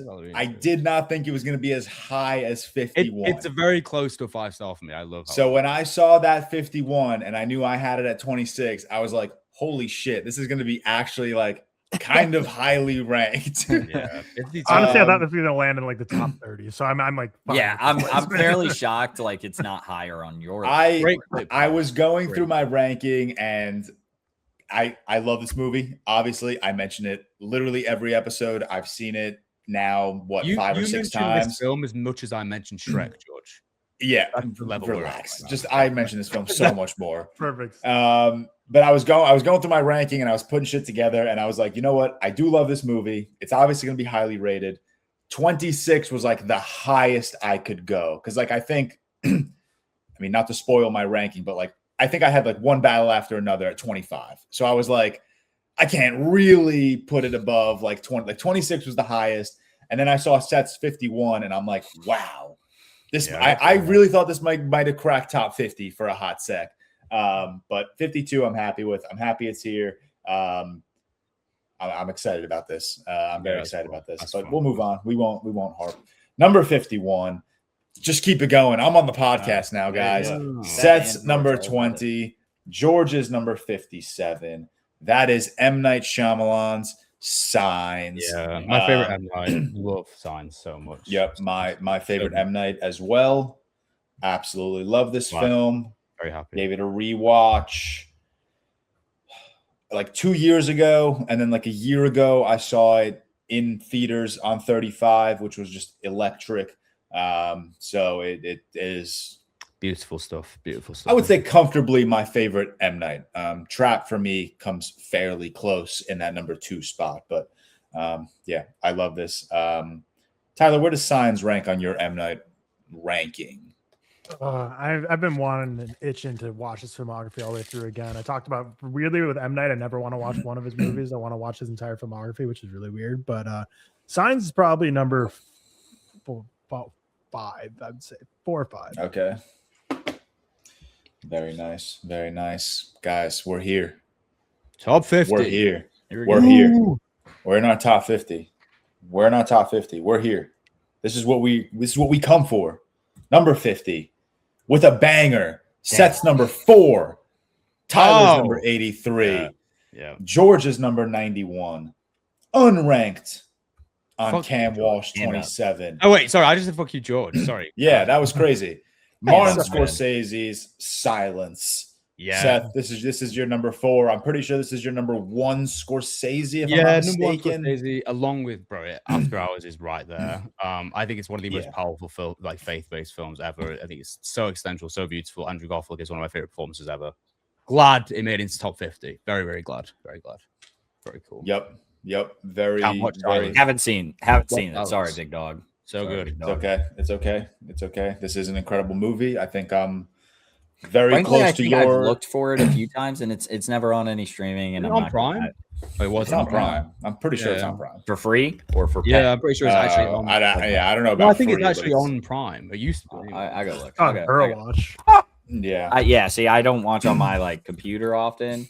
for same. I I can't get the ad blocker on my phone. Yeah. And that's too much. But anyways, I think I'm right there with Seth. I think After Hours is pretty comfortably right now my number one Scorsese, and then there's like 3 films in that 2 to 4 mix. And Silence is absolutely one of them. I love this movie. Watched it for the first time maybe 2 years ago, and just like Seth said, just one of the best faith-based films. Maybe my favorite Liam Neeson performance ever. Adam Driver and Andrew Garfield are just so fucking beautiful.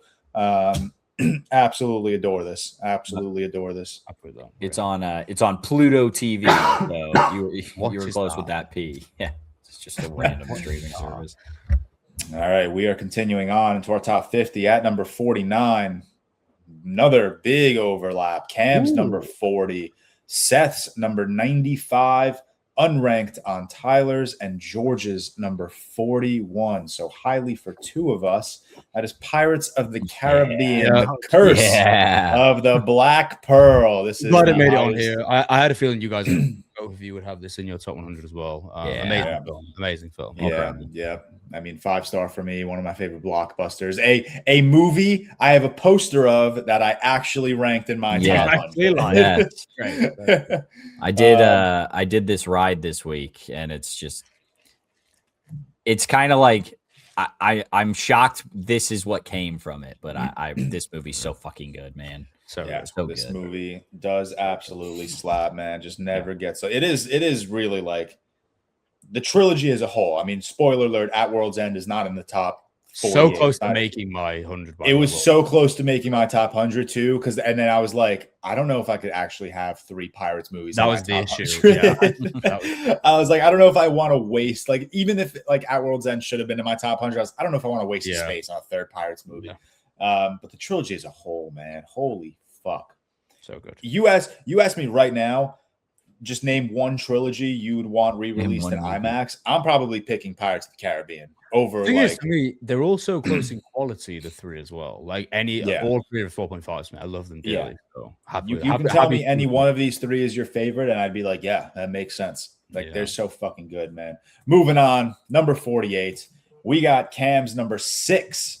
Tyler's number 69, unranked on Seth and George's, and that is Wind River. Cam, love it. I know you talk about this movie all the time. Yeah, like it's one of those that every time I haven't watched it in probably like 3 years, but it's just kind of a hard watch rather than anything. But it's one of those like I put in my 6 and I'm thinking, do I really want it top 10 all time? And yeah, I do. It's crazy good movie. Taylor Sheridan, so good. You were cooking in film. Why do we move on to the AI Yellowstone bag, man? That's what I'm saying, man. He moved on to the Yellowstone verse after fucking he directed this and wrote it, and he wrote Hell or High Water. He wrote Sicario. Sicario. Yeah, thank you. Okay, but he did not direct Hell or High Water, right? No. And Sicario is obviously Denny, but what's Hell or High Water? Yeah. It's already been on here. I just don't. It's been on here. It's close to the bottom. David Mackenzie. Yes, it was mine. God, we are moving forward. Number 47. Another big overlap. Hey, Seth. Hey. First one, yeah. First one. Exactly. Yeah, first one. Yeah. That's fun. Number 85 on Cam and Seth's, unranked on Tyler's, and just squeaking into my top 5 is Denis Villeneuve's Arrival. Yeah. So I remember higher for you, George, honestly. But then maybe not. 5. Yeah, I mean, 5. In fairness, this would be this. I comfortably used to call this my second favorite movie ever, behind The Dark Knight, and then over time, it's just. I mean, it hasn't really fallen. It's fallen from 2 to 5. I love this movie so much. It is just such a brilliant outing in science fiction. It makes me cry every time I watch it. I think Amy Adams is stunning. I will never forgive the Academy for not even nominating her this year. I absolutely love this movie so much. Happy to see it on Cam and Seth's ranking.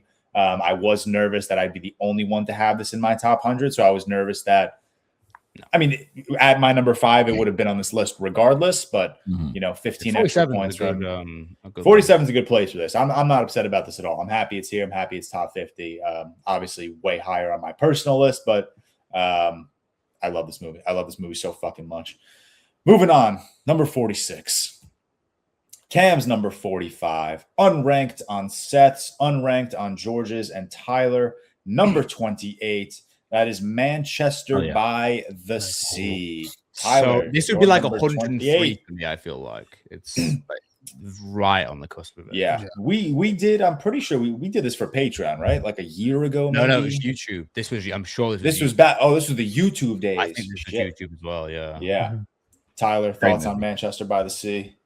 Yeah, fantastic, heartbreaking, such a hard watch. It's one that is so devastating, but some reason I am always drawn back to it to want to rewatch it. I've probably seen it 3 times now, and Casey Affleck just gives one of the great performances of the 21st century here, and everything about this movie is just so soul crushing, but so beautiful to sit with these characters going through this grief.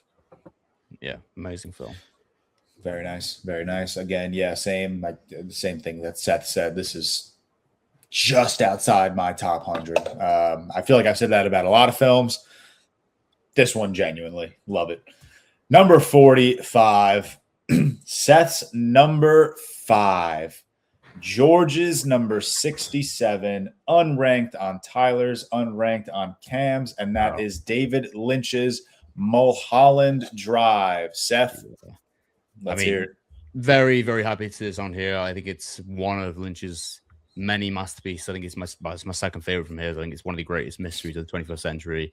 Very happy. I'm actually seeing it on the big screen for the first time in 2 days. So shout out that. Yeah, very happy made it on here. Obviously, 45, great placement. George, thanks for pushing it a bit higher as well. I love it. Great. Of course. This is, I think, my Lynch bag is obviously not as deep as yours, but of the ones that I've seen, this is probably number 2. I think I have Lost Highway at number 1 for me. I just remembered Lost Highway. I mean, both of these movies blew me away. I love them both dearly. But yeah, Mulholland Drive, great movie. Happy to see it at number 45. Rest in peace to a GOAT. Number 44. Big overlap here. Unranked on Cam's, 71 on Seth's, 42 on Tyler's, and 69 on George's. That is Sinners. Nice. Happy with that. Whoa. Wait, Cam. You 5-star this, no? Yeah, before this ranking, and then I thought I like Sinners a lot, but it was kind of like default 5-star for being my highest ranked of last year. So it's still like a 90 out of 100 or something like that. It doesn't get into the top 100. My list. It was my best of last year, but I thought last year was like fairly weak. This is a bad take on my part, I guess. I didn't realize y'all like Sinners. I love Sinners. Love Sinners. Very good film. Yeah, I definitely I expected Sinners to make it somewhere on this top 100. I knew it was very highly rated among the pod. And I feel like 44 was just a good placement. Great movie. 16 Oscar nominations. I'm curious what the first quad overlap movie is going to be. I know what the movie is. I'm not, and I think I know the ranking. I'm not going to tell you, obviously. I'm not going to spoil that. Next up, number 43. We're moving along.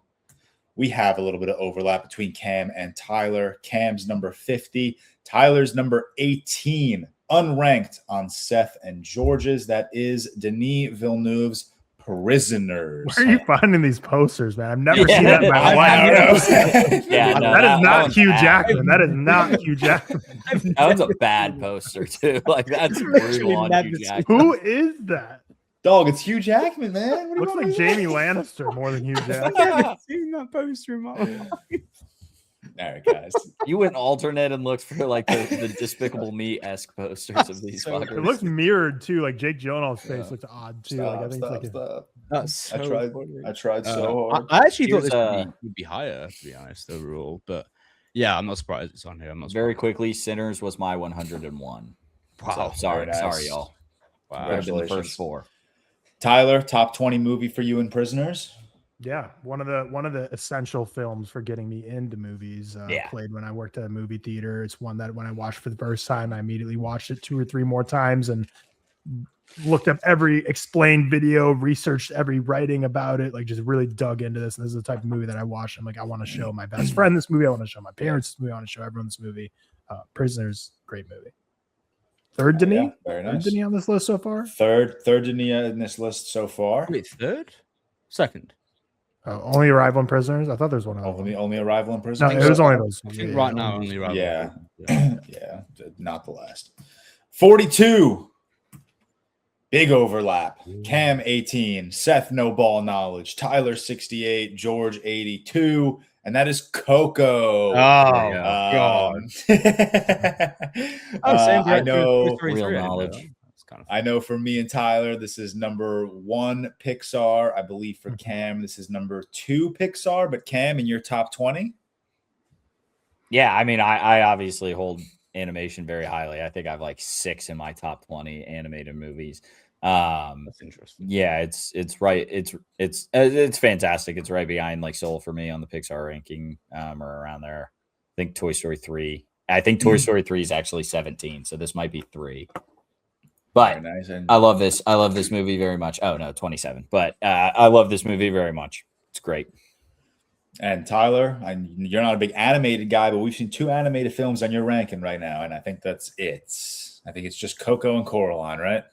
No, I'm wrong. There's one more. George, I'm going to say there's a film that you might have had on your list. I don't know if you had it in top 100, which I forgot because it's unrated for me. Do you know what it is? It's animated. I will kill you. What is it? What are you thinking? Because I don't know. I genuinely have no idea. I feel like okay. It's such a beautiful life or day. Sorry. Oh no, I didn't include that on my ranking. Okay, I know it's not. I know it's not technically a short film. It's like an hour long, but I didn't include it. Okay, fine. It would have been on my top 100. Let me make that very clear. Okay, fine. Moving on, number 41. Big overlap. Cam's unranked. Seth's number 15. Tyler's number 48. And George's number 100.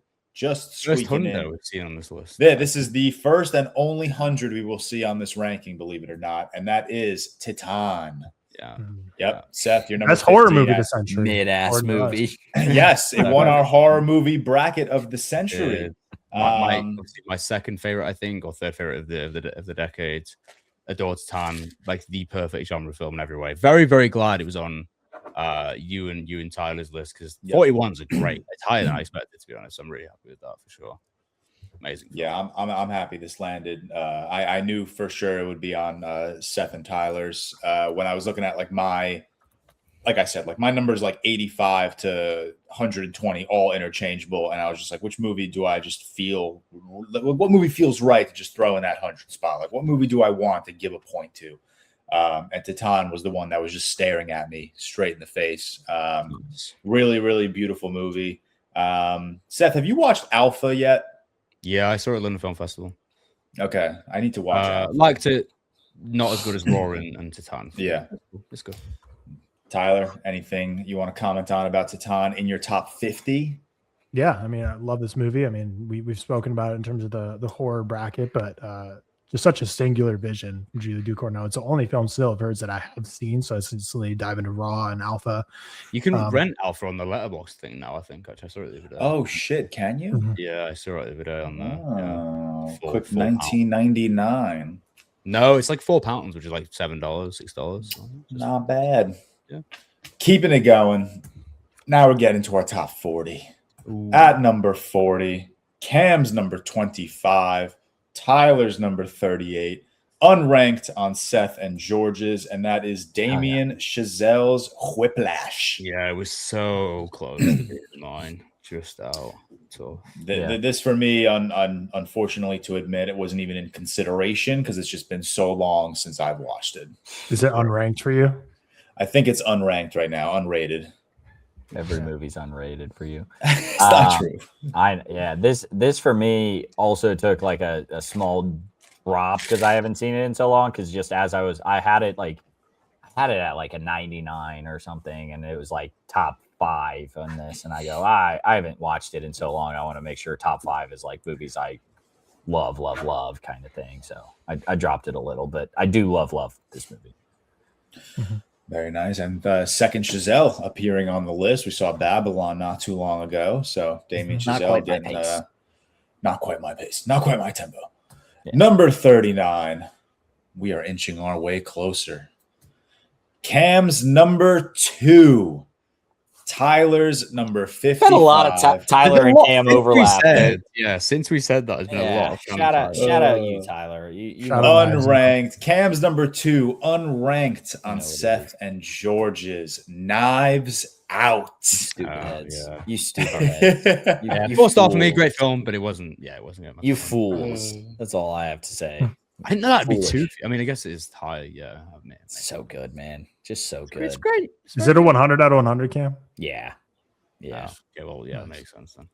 I mean, I love Knives Out dearly. I talk about it all the time. I don't have much to say. It's the best murder mystery and just like the best mystery movie I have ever seen. It's fun and lighthearted, but also like very interesting and thought provoking. So I really, really love it. Michael Shannon looks a bit like Mr. Beast on that poster. I don't know. He does, yeah.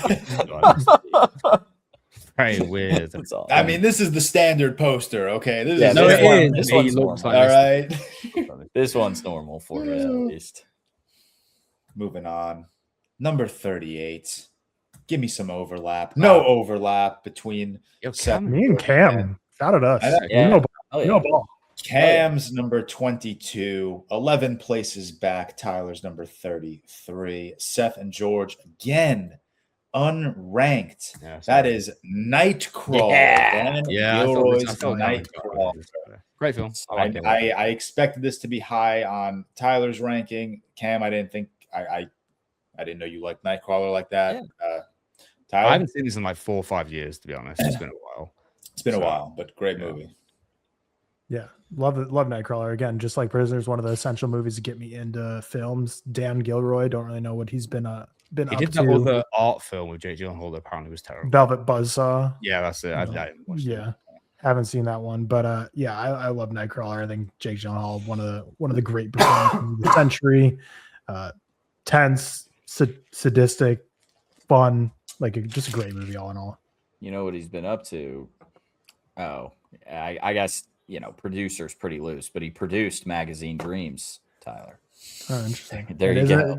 Doesn't he do stuff for like Andor and all his brothers stuff? This guy. Tony Gilroy is the showrunner and director of Andor. He probably wrote / produced are they something. Huh? Okay, yes, they are brothers. So yeah, they're related. I love Nightcrawler though. Jake G should have an Oscar.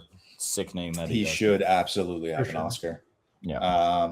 He should have an Oscar nomination. 2014, who won? One step further.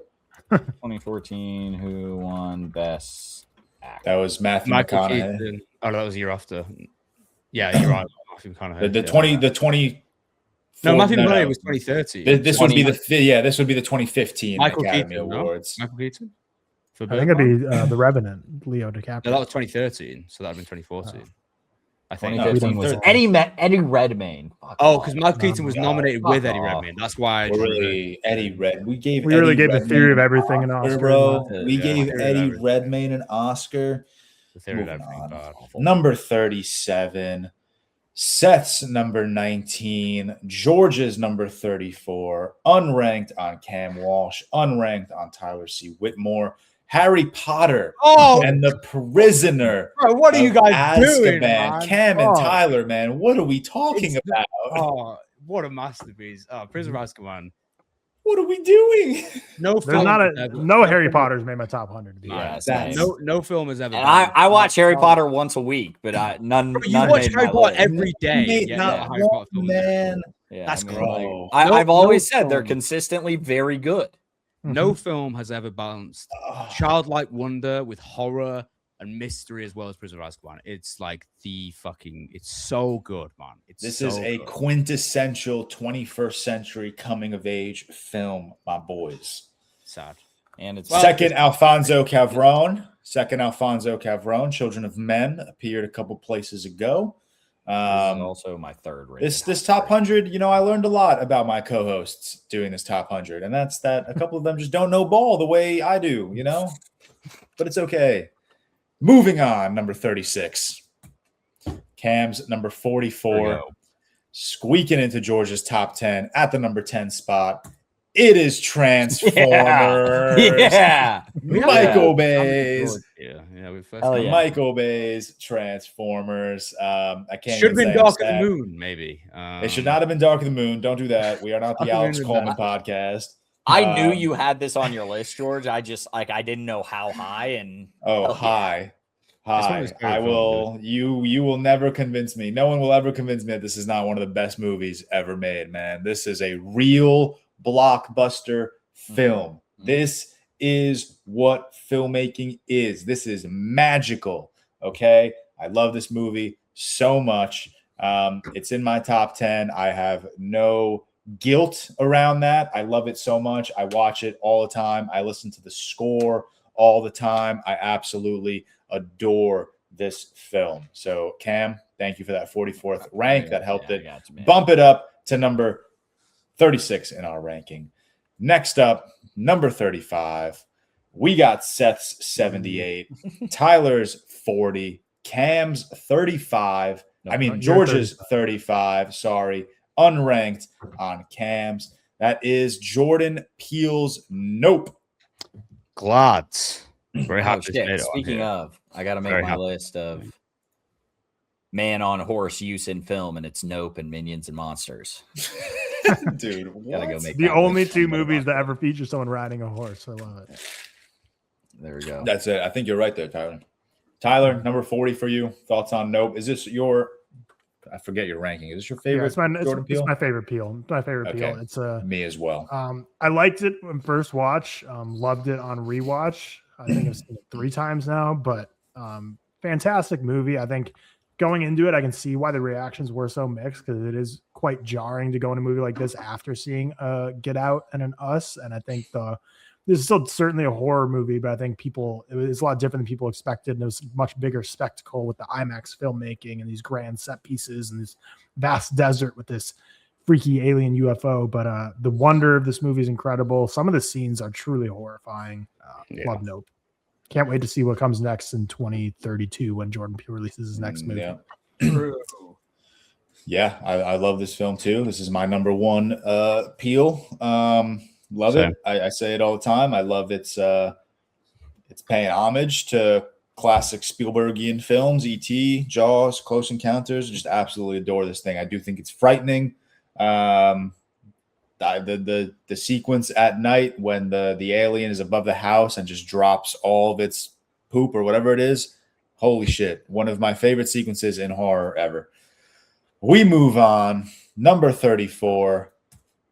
Seth's number 24. Ooh. George's number 25. So highly top 25 on 2 of our rankings. Unranked on Cam and Tyler's. And that is Zhang Yimou's Hero. Amazing. Watched this movie. Yep. Watched this movie a couple months ago, maybe a year ago, maybe a little more. Blown away by every scene, the way it was staged, the way the story unfolds, the way the colors are unbelievable. It was just one of the most transfixing experiences I've had in film in quite this century. I watched unbelievable. I watched it one day and then rewatched it the next day. That's how good it is. Perfect film. Amazing stuff. Yeah. Absolutely. Love this film. Moving on to number 33. And I apologize if you guys can hear my mom's dog barking upstairs. At number 33. Big overlap here. Ooh. Unranked on Cam's. Number 97 on Seth's. Just squeaked into your top 100. Tyler's number 10.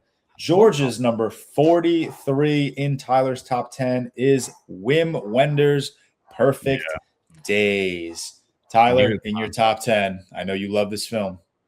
Yeah, I watched this for the first time on New Year's Eve on 2024, whatever. I got it as part of like Neon's box set. I don't think it had quite released in America at that point, but they had sent out their like end of year screeners. They used to be more liberal with who they gave that out to. Now I don't make the cut because I'm not in a critics society. But I had that, watched it, kind of the perfect transformational movie to watch on like a milestone like a New Year's Eve. It's such a perfect kind of reset yourself, appreciate things, understand, and kind of get your mind right for the new year. Just a beautiful film, and a film that is honestly just like therapy to watch it every once in a while, to just remind yourself like all this bullshit you're getting stressed and anxious about and feel like it's just ruining your life, and life's too short for a lot of things to be worried about. There's a lot of real things going on for sure, but there's also a lot of things we pay too much attention to in our mind that shouldn't be taking up that much real estate. And Perfect Days is a nice movie to recenter you about, the simple things in life and how to find beauty in it. If we ever did a performance ranking, I think Koji Kusho's performance would be very, very high on mine. Very highly, really highly. I love this film. Probably should have landed a lot higher on my ranking. I think I mentioned this on the podcast, but I watched the movie at the New York Film Festival in 2023. This was the day I watched this movie the day after I found out that I had relapsed. So this was just like, this movie came into my life at like the most perfect time ever. And I just absolutely adore it. I've seen it 2 more times since then. And even looking at that number 43 next to my name, it just feels very low. Sneaky, one of the greatest soundtracks of the century. Whenever he puts in a tape on his way to work every day, he pops in House of the Rising Sun, man, like holy fuck me. Yeah, this movie bangs. This movie's so fucking good, man. Moving on, number 32. Every movie here on out is going to have big overlap. Cam's number 31, Tyler's number 37, George's number 77, unranked on Seth's, and that is another Denis Villeneuve. This time, my bad. Sicario. Cam, you're the highest on it. What we got? I have 6 Denis movies on this list, and I think I'm feeling confident they all make it because Denis the GOAT. That's all I got for you. Fair. Tyler? I don't know where this ranks my Denis ranking. I haven't ranked all his films in a while. It's probably number 3, but this is one of the ones that every time I rewatch it, I'm like, this might be his best movie. I just think it every time. I think Taylor Sheridan's writing is incredible. The cinematography, Roger Deakins absolutely cooks in this movie. Freaky Deaky, baby. John Bernthal has 2 movies now in our top 100 where he comes in for just one scene and completely steals the air out of the room in a positive way, even though it's hard to watch. Great movie. Second movie sucks. No need to watch Day of the Soldado. Yeah, dude, do not watch Day of the Soldado. That one's directed by Taylor Sheridan. Yeah, that one is a Taylor Sheridan film. Yeah. Number 31. We are getting closer to our top 10, which I'm excited about. At number 31, Seth's number 3. Wow. George's number 39. Cam and Tyler, man. What are we doing? Lord of the Rings. The Two Towers. I'm actually not surprised about this on Cam and Tyler's. I know you guys. I'm not surprised. I would have it 3 personally. Really? Glad it's on here. Anyway, glad it's on here. So, listen, it's it's my favorite film of all time, along with the other 2, obviously. Yep. Yeah, I love it. What do you think your top 1 and 2 are? Big mystery. Battle of Helm's Deep, one of the greatest action set pieces in any film. I was going to say in fantasy film, but in any film that I've ever seen. I love this movie. I love the whole trilogy. What more do you have to say about Lord of the Rings that hasn't been said already? Moving on into our top 30. At number 30, Cam's number 8, George's number 22, unranked on Seth and Tyler's, and that is another Denis Villeneuve, Blade Runner 2049. Yeah. For me, Cam, I'm sure you agree, one of, if not the greatest legacy sequel out there. But Cam, it's in your top 10. What do you have to say about Blade Runner 2049? I adore Blade Runner 2049. I got to give it a rewatch. It's been a minute, but I just adore Blade Runner 2049. The weight of just existential crisis that you feel in this movie is insane. And just the colors are amazing. I love I can't necessarily say I love the universe so much because I'm not I really enjoy Blade Runner, but I'm not the biggest Blade Runner guy. But I really enjoy I really do enjoy this universe. And I think this is probably the least annoying Jared Leto is ever. Genuinely really great. Yeah, just a really great villain. It is probably for me Jared Leto's better performance, maybe his best performance. I love him. I love this movie. I love its design. I love the way it looks. I think Ryan Gosling and Harrison Ford opposite each other is just absolutely delightful. I think you hit the nail on the head. I don't really have to say much more. This movie's fucking incredible. The greatest legacy sequel of all time. Top Gun Mavericks exists. So does Mad Max Fury Road. But yeah, I get you. I get you, bro. Number 29. Oh my God. See it live. George doesn't know what the mute button is. Damn you, Carm. Fuck you, Carm. This we're not seeing this one on I got one in there. I got one in there for you. Seth's number 2. George's number 28. Unranked on Cam and Tyler's. That is Lord of the Rings, The Fellowship of the Ring. Yeah. I love this movie. There are days where I flip-flop between Fellowship and Return of the King in terms of which one is my favorite Lord of the Rings film. I think all three of them are fucking incredible. But I am such a sucker for an origin story. I use that loosely when talking about this movie, obviously, but you guys understand what I'm saying. Absolutely love the adventure storytelling in this one. I think it's brilliant. I also think this movie has two of my favorite moments in film. You Shall Not Pass, and the very end of this film, I just think is a brilliant way to wrap up this intro film to the trilogy. Seth, you're number 2, though. What you got to say, man? It's my favorite film of all time. I don't. What do you want me to say? Well, it's your second. I mean, it's. Well, yeah, but I text George and I was like, "Yo, can I just? I kind of want to. I always include them as a collective, just for me. I can't separate them, so I just put them 1, 2, 3. But I would usually include them in the collective. Fellowship of the Ring, like if I had to choose, it flip-flops for me between being this or Return of the King. I think they're both. I think this is a perfect film. It's my childhood film as well. It has been my favorite film for like decades now. So happy it's here, but not happy it's 29. Yeah, we'll get one higher. I got one in there. Yeah. Believe it or not, no Star Wars on this list, so if I am not going to be on this list, mistaken, that's what I'm saying. And/or put it on the list. Yes.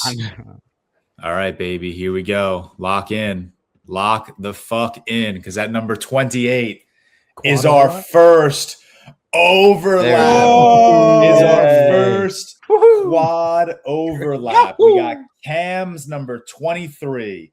Seth's number 82, Tyler's number 74, and George's number 51. We've seen this director already on the board. High. His name is Jordan Peele, and it is Get Out. The first overlap of the 4. This is German poster. I mean, it's the main poster, but it's the main poster with. In fairness, I didn't see that on this poster. I just saw it. Fine. It's not a big deal. It's just funny. Like, I just realized whatever. This is our first quad overlap. Very, George, very so excited about this. I love it. Yeah. I appreciate on America 250. George pulling out all other countries. Cam, we'll start with you. You're the highest on it, number 23. Is this your favorite Jordan Peele film? I forgot if Nope. Yeah, I don't think Nope is on your ranking. No, Nope. I was the one that didn't have Nope. Get Out. Rewatched it within the last year or maybe a year ago at this point. It's so good, man. It is just so good. Jordan Peele is riffing on levels that are just sublime. I don't know what to say. I love Get Out. I think it's fantastic. It's one of my favorite horror movies of all time. Just pause quickly. George, I think it was you speaking about Blade Runner. I think my text to speech was on my text on my phone, and my voice notes were on whatever. The group chat. I don't know how I just sent that to Anna. You just said something to Anna? Well, yeah, but I think you. I love Brian Gosling. That's so funny. That's jokes. I love that. Tyler, thoughts on Get Out? Yeah, I mean, I said Nope's my favorite Jordan Peele, but it's really a 1A, 1B situation here. This is a masterpiece, an incredible debut, really just strong outing for someone who's so not in the horror realm to just come in from the comedy. I mean, he is the blueprint for this modern comedy to horror pipeline we're seeing. So, sure. Again, I just want to see him make another movie. Daniel Kaluuya, one of my favorite performances of all time. Incredible, undeniable performance. Yeah, I mean, same with me. Nope was my 36th ranked movie. Get Out is 51, so 1A, 1B comfortably for me. Love this movie. Love it. Unbelievable. Really, really, really awesome movie for our first quad overlap. More of those to come for sure. Number 27. Another quad overlap. Cam's number 79. Seth's number 74. In Tyler's top 5 at the number 5 spot. George's number 70. Anyone other than Tyler, do you have a guess? I don't really have a guess. I don't have a guess. I was trying to think. I don't. I mean, I know what the movie is. You know what it is. Yeah. You just mean me. I forget already, which is fun. Once Upon a Time. Yeah, okay. Whoa. Wait, are you guys seeing that properly? Nope. No. You're seeing like a white page right now, right? Yeah, click once more. Go back and slide and the forward and slide. You're gonna have to give my laptop a second. I think it's bugging out right now. Sorry. That's It fine. is I'm Quentin surprised. Tarantino's Once Upon a Time in Hollywood. Give my laptop 2 seconds to. I suspected this is what it was, but I forgot George's rewatch because George, you were never like that. George high. didn't like it, and then he rewatched it. He rewatched it. Yeah, So- he rewatched And I forgot about Yes. that, so I didn't really think it was going to be. Oh, there Yeah. we go. Now we got it. It's my I favorite think he's gonna be Tarantino. ranked for you. My favorite Same Tarantino. I here. love it. It's great. Thank The, you. Yeah, his probably- final film, realistic. Yeah, it's not. Yeah. I don't He's mind never that. making it. He's never making another fucking film. I Dude. agree. Tyler, anything else you want to say? Anything on Once Upon a Time in Hollywood? Yeah, I talk about this one a lot. Yeah. It's just such a great modern Hollywood film. I mean, obviously it's not modern day, it's the 70s and 60s and 70s, but every time I watch it, just fall more and more in love with it. Just all the performances. Like I love Brad Pitt and this, Leonardo DiCaprio, up there with maybe his best performance of all time.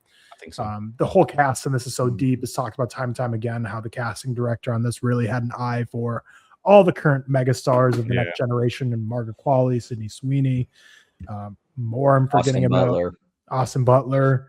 Victoria Pedretti. Oh yeah, she's in this. Maya Hawke, I think, was in it, wasn't she? Yeah, Victoria Pedretti, Maya Hawke. Yeah, It's Maya Hawke. kind of got everyone in this. While also Mikey Madison. Mikey Madison. Yeah, Yeah, really just crazy cooked up cast. But Yeah. It's just my favorite Tarantino, and we'll see if he ever makes that 10th film.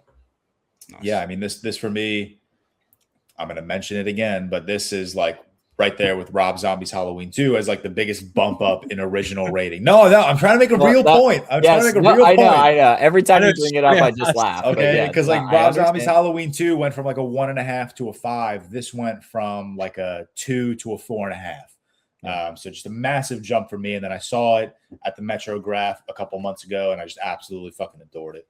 Let's have a conversation. Are we excited for the adventures of Cliff Booth? No. No. Negative. Nope. Not really. Cool. Wonderful. Well, that for me, that's not negative though. It's like I'm neutral. Like I'm gonna watch it. Yeah. Well, yeah. That Obviously. makes sense. We're moving on. Number 26. I apologize for the technical difficulties on my end. Number 26, Cam's number 47, unranked on Seth's, Tyler's 29, and George's number 50. We have Superbad. Yeah. I'm shocked that's not on your list. I think that should be on my list. I'm going to be honest. Oh my God. Letterboxd. Probably my let you favorite guys comedy know. ever. Probably my favorite comedy ever. I dropped It's a little like- bit because it was it's like probably a super high on my list. Top 3 comedy for me of the century. So it probably, that's my bad. It probably should be on. So Yeah, so many comedies that I love as growing up that I rewatch as an adult. Like a lot of them still like hold up, but like I'm like I don't love it as where it's super bad when I watch it now. I'm like this is genuinely just as funny. The scene of I think her name's like Erica and the Michael Cera character in bed together is like one of the Hilarious. hardest things to watch ever. I genuinely want to fast forward to it every time I watch it. This was like the formative comedy for me. I remember getting this on like DVD and then watching it with my friends like days after days. And man, this should be on my list. I'm actually quite upset about this. Yeah, that should be on my list. I see the clip of what are you doing? Just drilling holes. 2 weeks left. Fuck it. Like once a week on Twitter right now. I feel like I've seen that clip like more and more recently. It's so funny, man. What a picture. What a movie. Yeah. Up there for me is one of my favorite comedies. I mean, that and then like The Hangover are pretty interchangeably in my top 2, maybe. Yeah, my bad. Yeah, Superbad could have really made it into like the top 10 or 15. Yeah. it's okay. 26 honestly is higher than I expected it, so I'm happy it's here. That is fun. That's fun. I have three baby. pure comedies in this, and this is my highest rated. Like it's great. Yeah, it's great. We are here. Did that just spaz out for you guys too? You guys saw that wet screen? Back. No. We're back? Okay. Yeah, we're good. Number 25. We are in our top 25. Boom! Cam's number 36. Seth, again, unranked. Tyler's number 64. George's number 23. We have, drum roll please, Inception. I haven't seen it it's just been too long. To be honest. So good, man. Highest rated. So good. I haven't seen it in like 6 years, I think. Dark Knight. It's a brilliant movie. It's a brilliant movie. For a long time, this isn't true anymore for me, but for a long time, I called this my favorite movie of the 2010s. Really? Yeah, for a while, it was my number one. Hell yeah. And by like a while, I mean like pre-podcast days. But yeah, I love this movie. I think it is such a brilliant outing in original sci-fi. I love watching all the behind-the-scenes clips of Christopher Nolan trying to explain his little dream world. I think it's just so incredible and just so like only the mind of Christopher Nolan can come up with this bullshit. And then you just put that cast in front of it. DiCaprio, Joseph Gordon-Levitt, Michael Caine, Elliot Page. Like it's just such a phenomenal film, man. Such an incredible movie. Mm-hmm. Yeah. I mean, I love it. It's one of those that it's not in the same vein as Superbad, but when I rewatch it, I'm like, hey, this is really hold up to being one of my favorites, and it does. It is. This is also one of the classics that like everyone says you won't understand. If you sit down and give this thing a chance, it's really not that complicated. It's really not that difficult. Like it is simply you're just in their dream. I don't even think this is Christopher Nolan's most complicated movie. Yeah. I think Tenet. No, Tenet gets that. Tenet is way more complicated. Even like hell, The Prestige is not as complicated, but like I think the twist or not. I mean, that's more of a twist, I guess. But I think that's more. Like Interstellar, you could argue more complicated than this. Yeah, like Interstellar's bullshit science is probably Memento. Memento is more yeah, complicated. non-linear, Memento really great. Yeah. Inception, a great movie. I just haven't watched it too long. Tough for me. Inception kicking off our top 25. Now we move on to our number 24. Whoa. What did you expect? Cam, what did you expect? Whoa. Get the fuck out of here. Number one. You knew this would happen, Cameron. Yeah, this movie is aggressively okay. I thought George would be so much higher, you dick. I actually did. George is number 18, but Cameron Walsh is number one of the 21st century. Spider-Man Across the Spider-Verse. Cam, talk to me, man. Yeah, I mean, it's the greatest movie of all time behind Empire Strikes Back, or maybe with Empire Strikes Back. No one really knows, but I'm honestly, George, I'm sorry to you. I feel more angry towards you in the fact I thought had it higher. I thought you had it higher. I knew Seth and Tyler wouldn't have it on here, but I thought you'd have it higher. Cam, let me defend myself. I love this movie so much. I think it's fucking brilliant.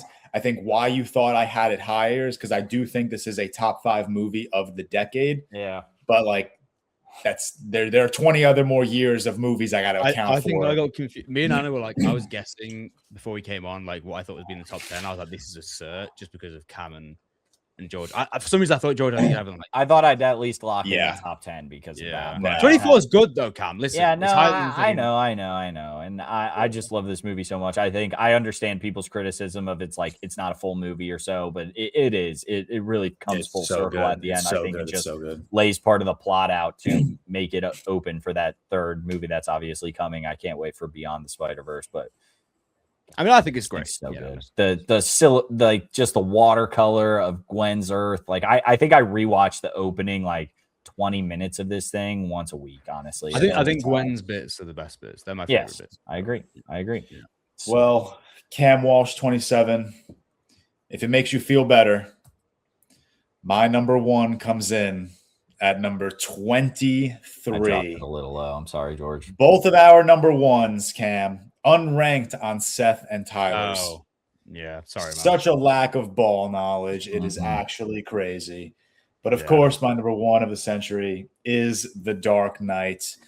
For a while, I was going back and forth between The Dark Knight and another movie. But as I was doing this ranking, I was like, I got to just be true to myself, man. I love this movie. Not only do I just think it is a perfect movie in the way it's written, the way it's constructed, the way it dissects Batman lore, the way it not only Batman lore, but some of my favorite Batman stories, The Long Halloween, Ego and Other Tales, Year 2. I just think it's such a brilliant outing.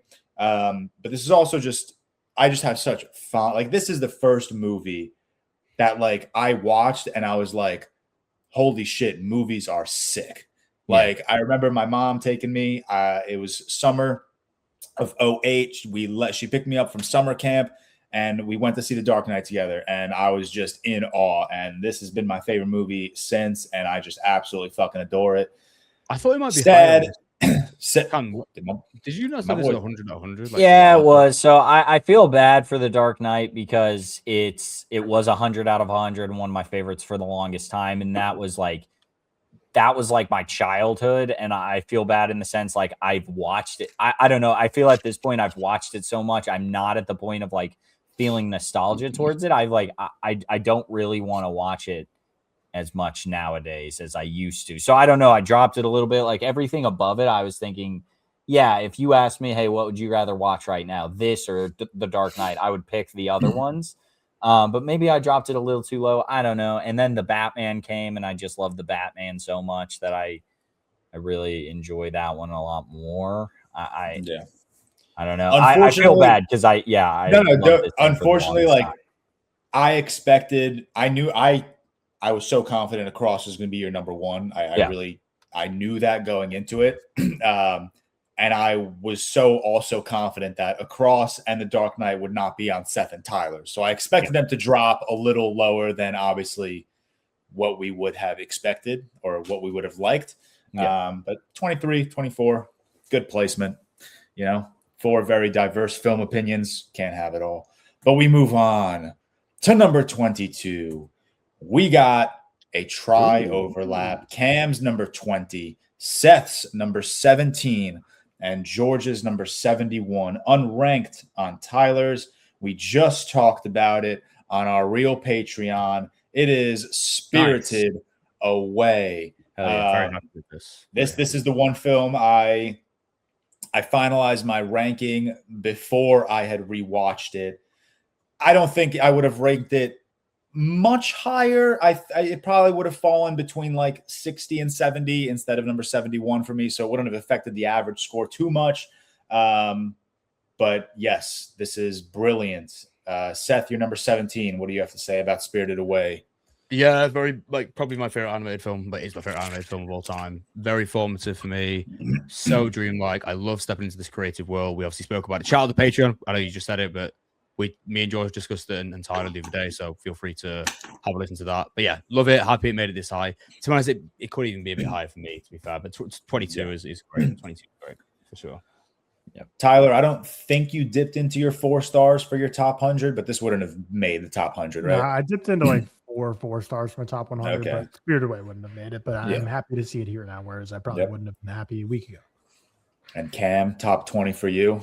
Yeah, I love Spirited Away. I'm bummed I didn't rewatch it. I obviously have free will. I can at any point, but I'm bummed I wasn't on the Patreon review, so that I haven't rewatched it in a long while. But it's just so good. I had like in my college dorm room, I had like that 100 movies, the greatest 100 movies of all time poster scratch off, and this was on it, and that's why I watched it for the first time. It blew me away.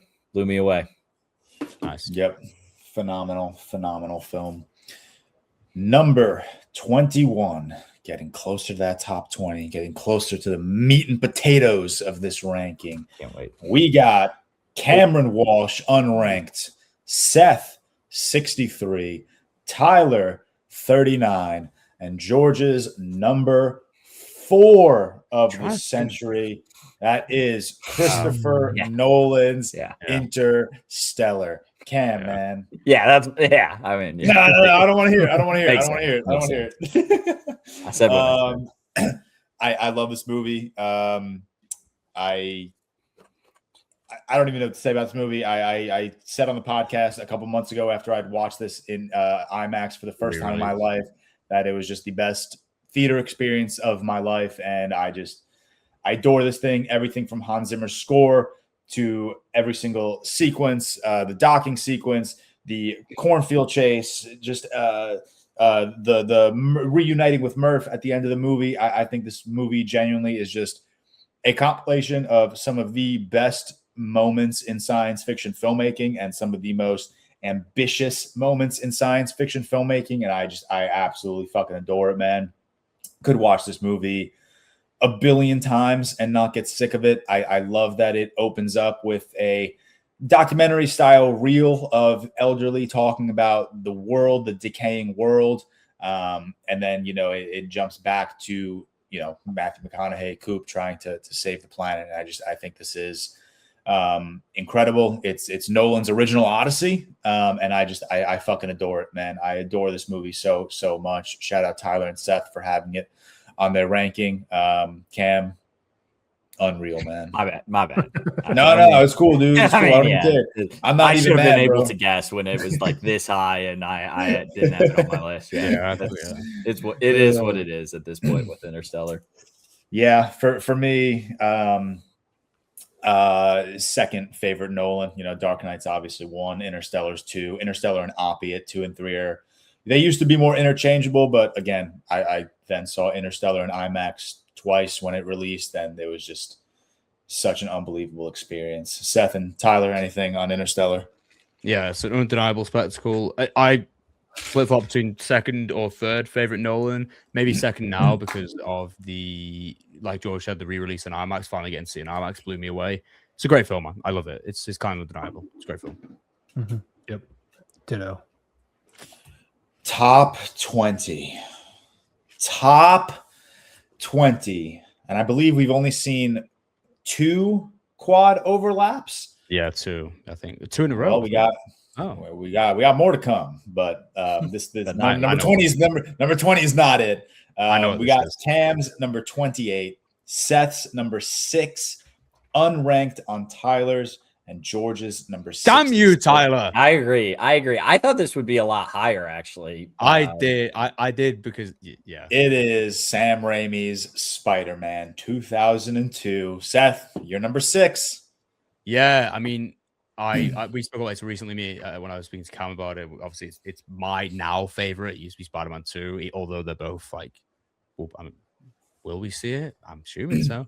I think for me, it's the greatest superhero origin story of all time. I think it encompasses everything great about comic book movies. Every sequence is like up there with my favorite ever CBM sequence. I love Tobey Maguire's Spider-Man. I think Willem Dafoe is just fantastic. And that final fight scene is one of my favorites ever. I love Spider-Man so much. So yeah, happy it made in top 20 at least for sure. Cam? Yeah, I very recently, like I think it was a year ago, almost a month from now, because I think I rewatched it when I was on my yearly trip to Michigan with my family, which is coming up here in August. So it jumped from a 4.5 range. I'm not low, obviously, but it became my highest rated Spider-Man live action Spider-Man. Dethroned Far From Home. Dethroned Far From Home. Dethroned. I think for a while I had every. You had every Homecoming movie above every Raimi every movie. Tom above and every Toby. You had 2 over it as well, didn't you? As well, like I think I had 2 over it for a while. And then I rewatched it, and I think it's the final fight scene. Willem Dafoe obviously is amazing as Green Goblin, but I think it's really the final fight scene, like the battle-worn suit, just that close quarters fight in the broken down building. I forget exactly where it is, but when he pulls the wall down on him, it's so good. It's so good. And also the Sam Raimi, I know Tyler's always not been a Sam Raimi guy as much, but the Sam Raimi, when the glider is flying at Green Goblin, he goes, oh, it just hits him. So much fun, man. It's so much fun. I love Spider-Man. Stay locked in, because at number 19, Spider-Man 2. Interesting. Okay. So I did it. Wait, Cam, you didn't like your 100? Unranked on Cams. That is interesting, because like usually you'd have it if you have one so high, I would expect 2 to be in there somewhere. That is Seth, I'm not gonna lie. I was surprised. I mean, obviously, we're comparing number 6 to number 8, but I'm surprised 1 was higher than 2. I did say that like a few months ago that 1 overthrown 2, but it's very like they're both 2, top 10. Well, we got Seth's number 8, Tyler's number 61, and George's number 21. This for me is definitely is harsh. They're both 5 stars. But this is for me my favorite of the Raimi trilogy. Tyler, this is like one of your favorite comic book movies ever. Yeah. Is it? I mean, I love Spider-Man also, but just would be right outside my top 100. So Spider-Man 2, fantastic. Love it. The horrifying scenes with Doc Ock and subway sequence is an all-timer. I love the whole trilogy. Also, all-time poster with Doc Ock in his eyes, man. Yeah, Doc Ock in the eyes, cool as fuck, man.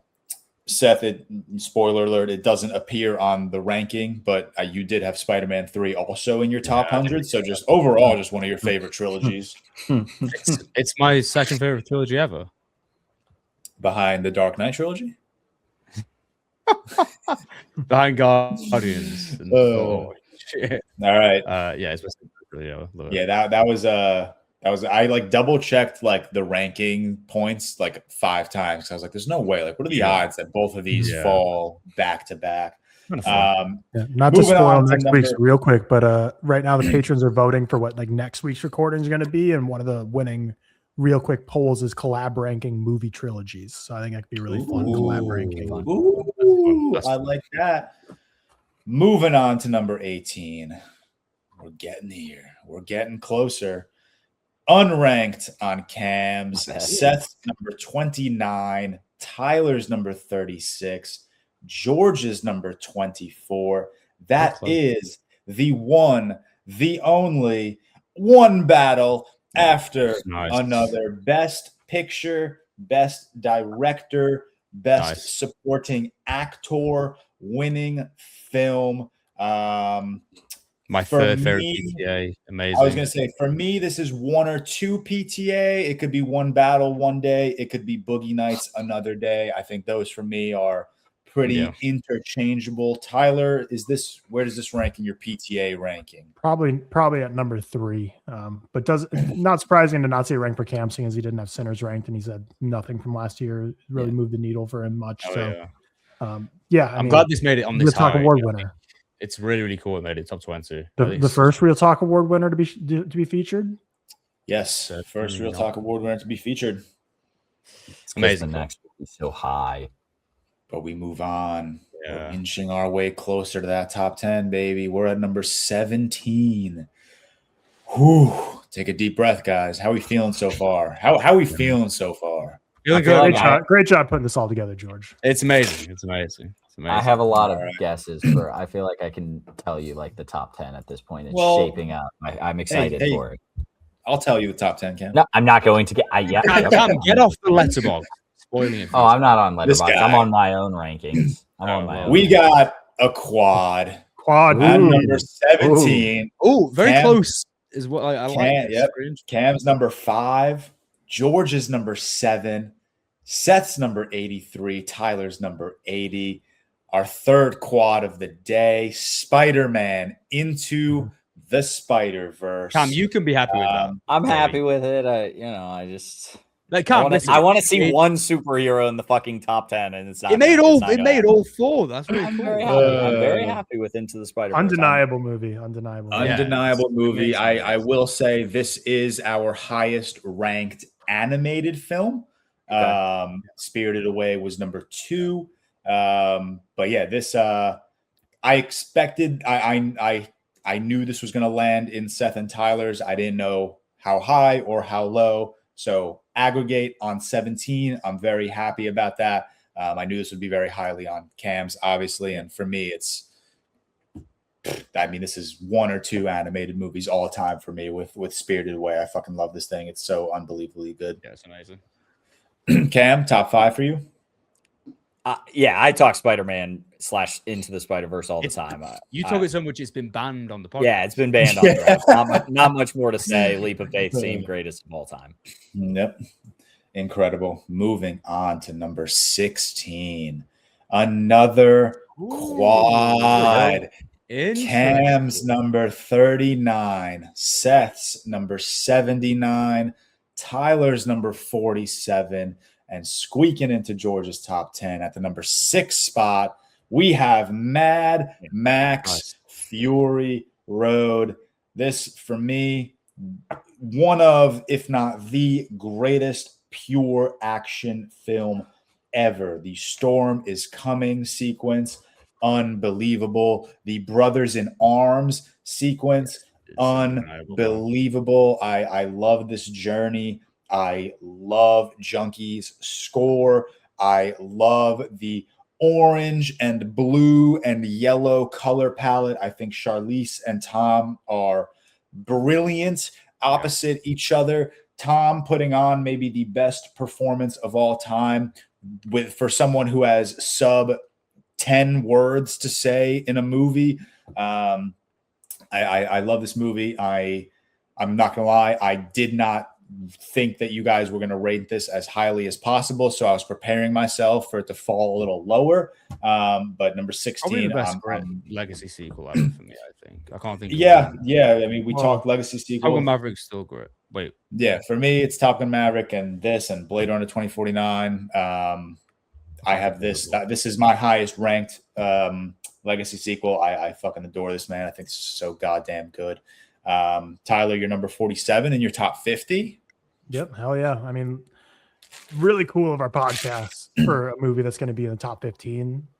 Seeing that this is at 16, just kind of cool placement for us. But I love Mad Max Fury Road. It's I watched it for the first time when I was in high school, and I've just loved it ever since. Amazing film, undeniable. Brilliant movie. We are moving into our top 15.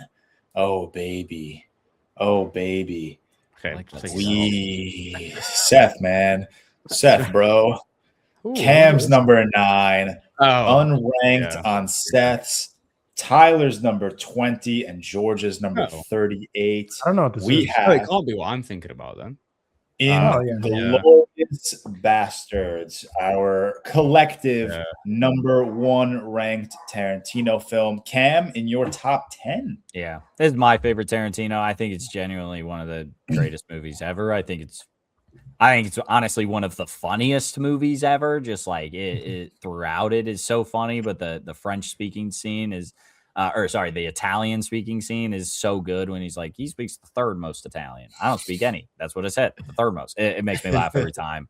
I just really, really love this. Obviously putting up the 3 fingers in the bar and getting caught for that. Gift, by the way, all-time little reaction image. All-time great. I love Inglourious Bastards. It's so good, man. In defense of myself, this would be like very close. It was very close. This is my 3rd favorite Tarantino. I do love it, but it was just missed out slightly. Tyler, top 20 for you. I think number 2 Tarantino ranked for you. Yeah, it's right up there, neck and neck with Once Upon a Time in Hollywood for me. But I'll pat myself on the back a bit. This is one where we made these lists in spreadsheets and we sent them to George, and he wanted us to spell them correctly. And 3 different spellings of Inglourious Bastards were had on that sheet for all 3 of our rankings. I was the one who got it right because this was a trivia 10 question, because I can't remember the exact reasoning. I knew back more at the time, but he purposely misspelled Inglorious. Like, basically the spelling of this movie is not correct, but he did it intentionally. Like Bastards, like it could be spelled either way, but Inglorious specifically is like, that's just like not a spelling. I was looking at Inglorious because I'm like, how the hell did I spell Inglorious wrong? I'm looking at it correctly. It's Bastards. I got it wrong. Tough. Yeah. Tough. Thought it was ARD. Nope. Tough one to spell. Mm-hmm. Moving on. Number 14.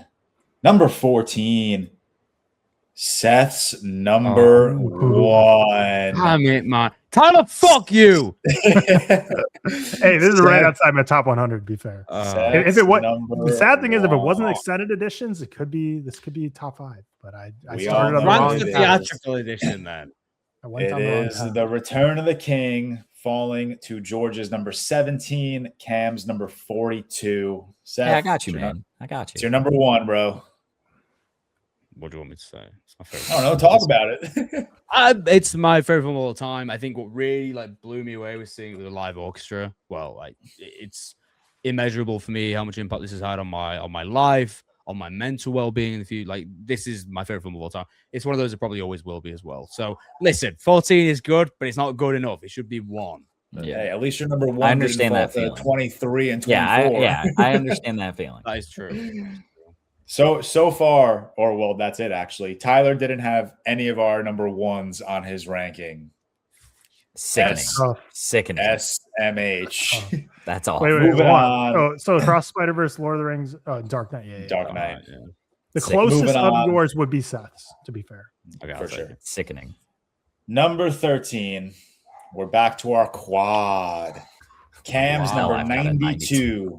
Seth's number 12. Tyler's number 19. And George's number 20. So 3 top 20 placements. Wow. We have Furious. Yes!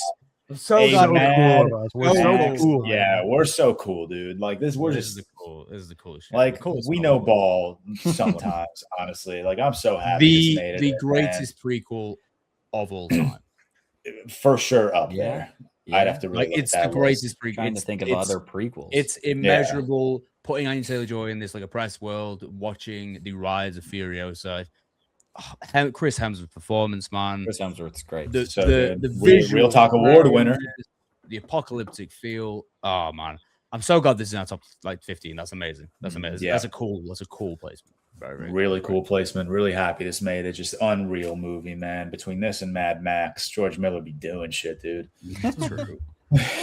Number 12. Here we go. We're moving closer to our top 10. Cam's number 33. Seth's number 84.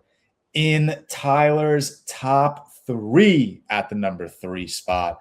George's number 16. It is The Social Network. David Fincher's second film on this ranking, with Zodiac having fallen a little lower. Tyler, you're number 3, man. Yeah, it's to me, it's my favorite David Fincher film by a really drastic margin. I think everything about this movie is incredible. The score, the opening scene. I mean, when that Social Reckoning trailer came out, it was just the most poop from a butt put on screen I've ever seen. I had to throw this on, and I was like, God, this movie's so good. It's over 2 hours long, but this movie flies by, man. I threw it on while I was working. I'm just like, shit, this thing's already over. I get it. Andrew Garfield, fantastic. It's like probably my introduction to him. I can't imagine what else would have been. It would have been this because Spider-Man would have came after this. So yeah, my introduction to Andrew Garfield. Jesse Eisenberg, I've always loved. He kind of has this one thing, and he rocks at it. And I loved him as a director as well. So just a crazy concoction of a movie that I think quite fun in Minions and Monsters, by the way. Is he in that? Yes, he is. Yeah, oh, yeah. He is. Let's go. Yeah, quite fun. Can't get him back for Social Reckoning, but he'll come back for Minions and Monsters. Yeah. Electric roll. Social Network falls at number 12. Number 11. Ooh, don't get too excited, guys. We're getting close. Number 11, Tyler's number 1. Our highest number 1 ranked film. We all know what it is. It's Cam's number 16. Yeah. It's George's number 12. It's Seth's lack of ball knowledge. It is Damien Chazelle's La La Land. I thought it might actually get higher, to be honest. I in my head, I thought it was going to get top 10. Yeah, right for me. As well. I'll let Tyler wax lyrical quickly, but for me, like my number 8 through 15, really interchangeable. Like this could have easily been in the top 10. Probably should have been in my top 10. But Tyler, for you, number 1. Yeah, I was gonna say I was a little disappointed by your ranking, George, because you texted in the group chat like a month ago. You were like, incredible. Don't be shocked when you see La La Land at my number 1 in the top 100. I'm a little disappointed at 12. I don't know how I fell that far, but I mean, I've talked about it time and time again. It's my favorite movie probably of all time. It's right up there. It's for sure my favorite movie. Obviously, the 21st Century soundtrack. Listen to it a billion times a year. Emma Stone, I think, is truly the greatest actress of this century. Ryan Gosling's always great and everything. heartbreaking, beautiful. Love this movie. Damien Chazelle's just my guy. Yeah. If I had given my Ryan Gosling take after this movie came out, no one would bat an eye. No one would bat an eye, bro. No one would bat an eye. Now all of a sudden we're doing Project Hail Mary, and everyone loses their mind. He's so good in this. Same with Emma Stone. Cam, I love you, bro. Well, we are through with all of our number ones. La La Land. Kind of crazy. Return of the King. None in the top 10. Across the Spider-Verse. None in the top 10. I will say. Should I say? No. I will say. I will. It's not a spoiler. It's not a spoiler. It might be a spoiler, but I'm going to say it anyways. Every movie in our.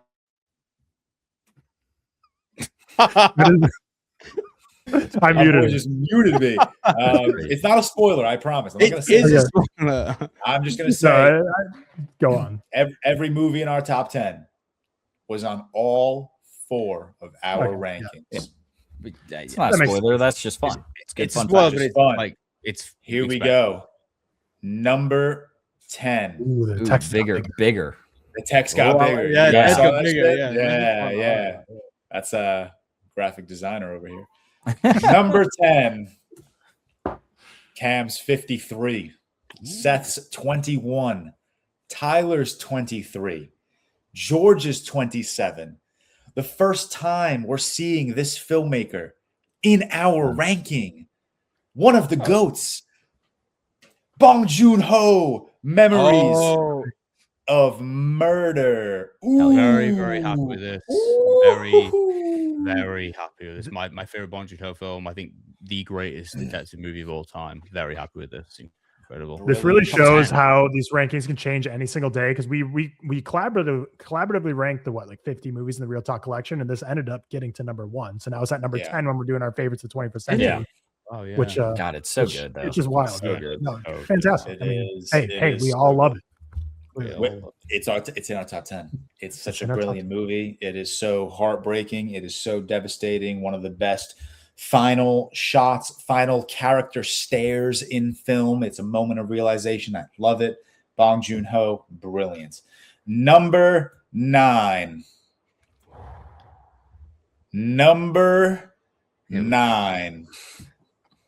Cam's number 11. Seth's number 40. Tyler's number 51. There we go. George's number 14. Cam Walsh earlier was nervous. I was nervous that we wouldn't see another comic book movie on this ranking, but Matt Reeves and the Batman come in at there's no way you didn't know this would always I forgot about it more so. I forgot about it. I thought I thought the first Spider-Man would get in there. I thought you liked it so much, and I just thought it'd be on there. But hell yeah, shout out the Batman, Matt Reeves. New so good, man. This movie's so good. Yeah, amazing. So good. The DCU, unfortunately. Batman, phenomenal. My most logged film on Letterboxd. I think I'm at 17 right now. I'm surprised it's 14 for you. I was like, it's a certain top 10-5 sort of range. Yeah, I don't know, man. 14 is so high, but obviously, you would think it'd be higher. But I don't know. My top 10 was just so because you've watched it 83 times. I know. I mean, there's obviously a big difference for me in terms of rewatchability versus what I just think my favorites. But Batman's incredible, man. Batman's fucking incredible. 9's cool. We move on to number 8.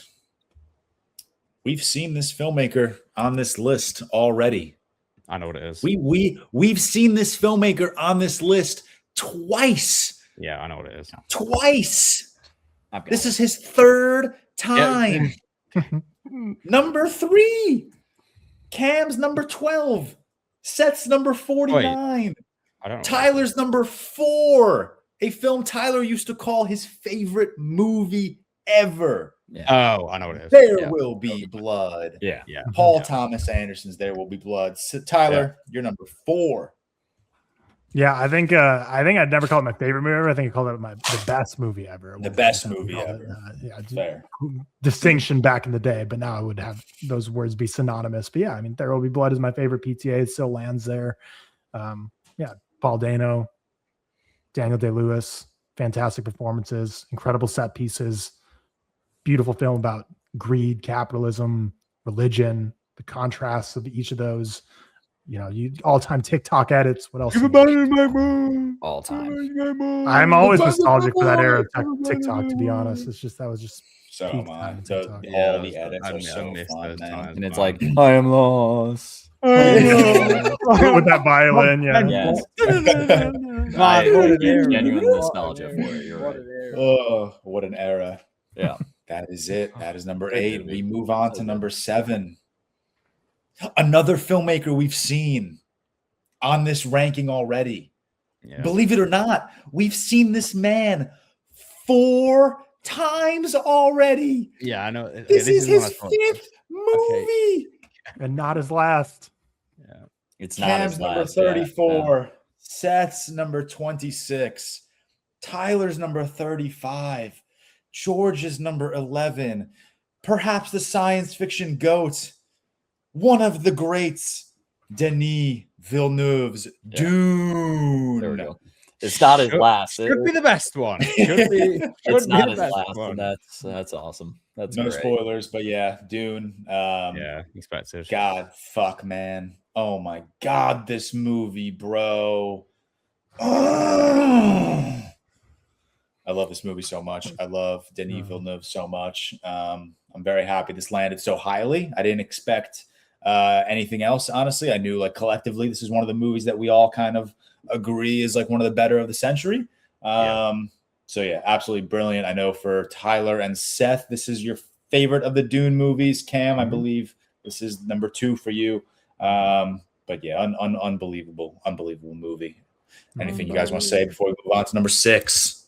Not necessarily on the movie. I think it's just fascinating. We've only had one like overlap perfectly of numbers, and it was me and Seth at like 85. That is kind of fun. It's fascinating. None of us have just Arrival. It was Arrival. Yeah. Arrival. Yeah. Speaking of Just, Denis. that's interesting.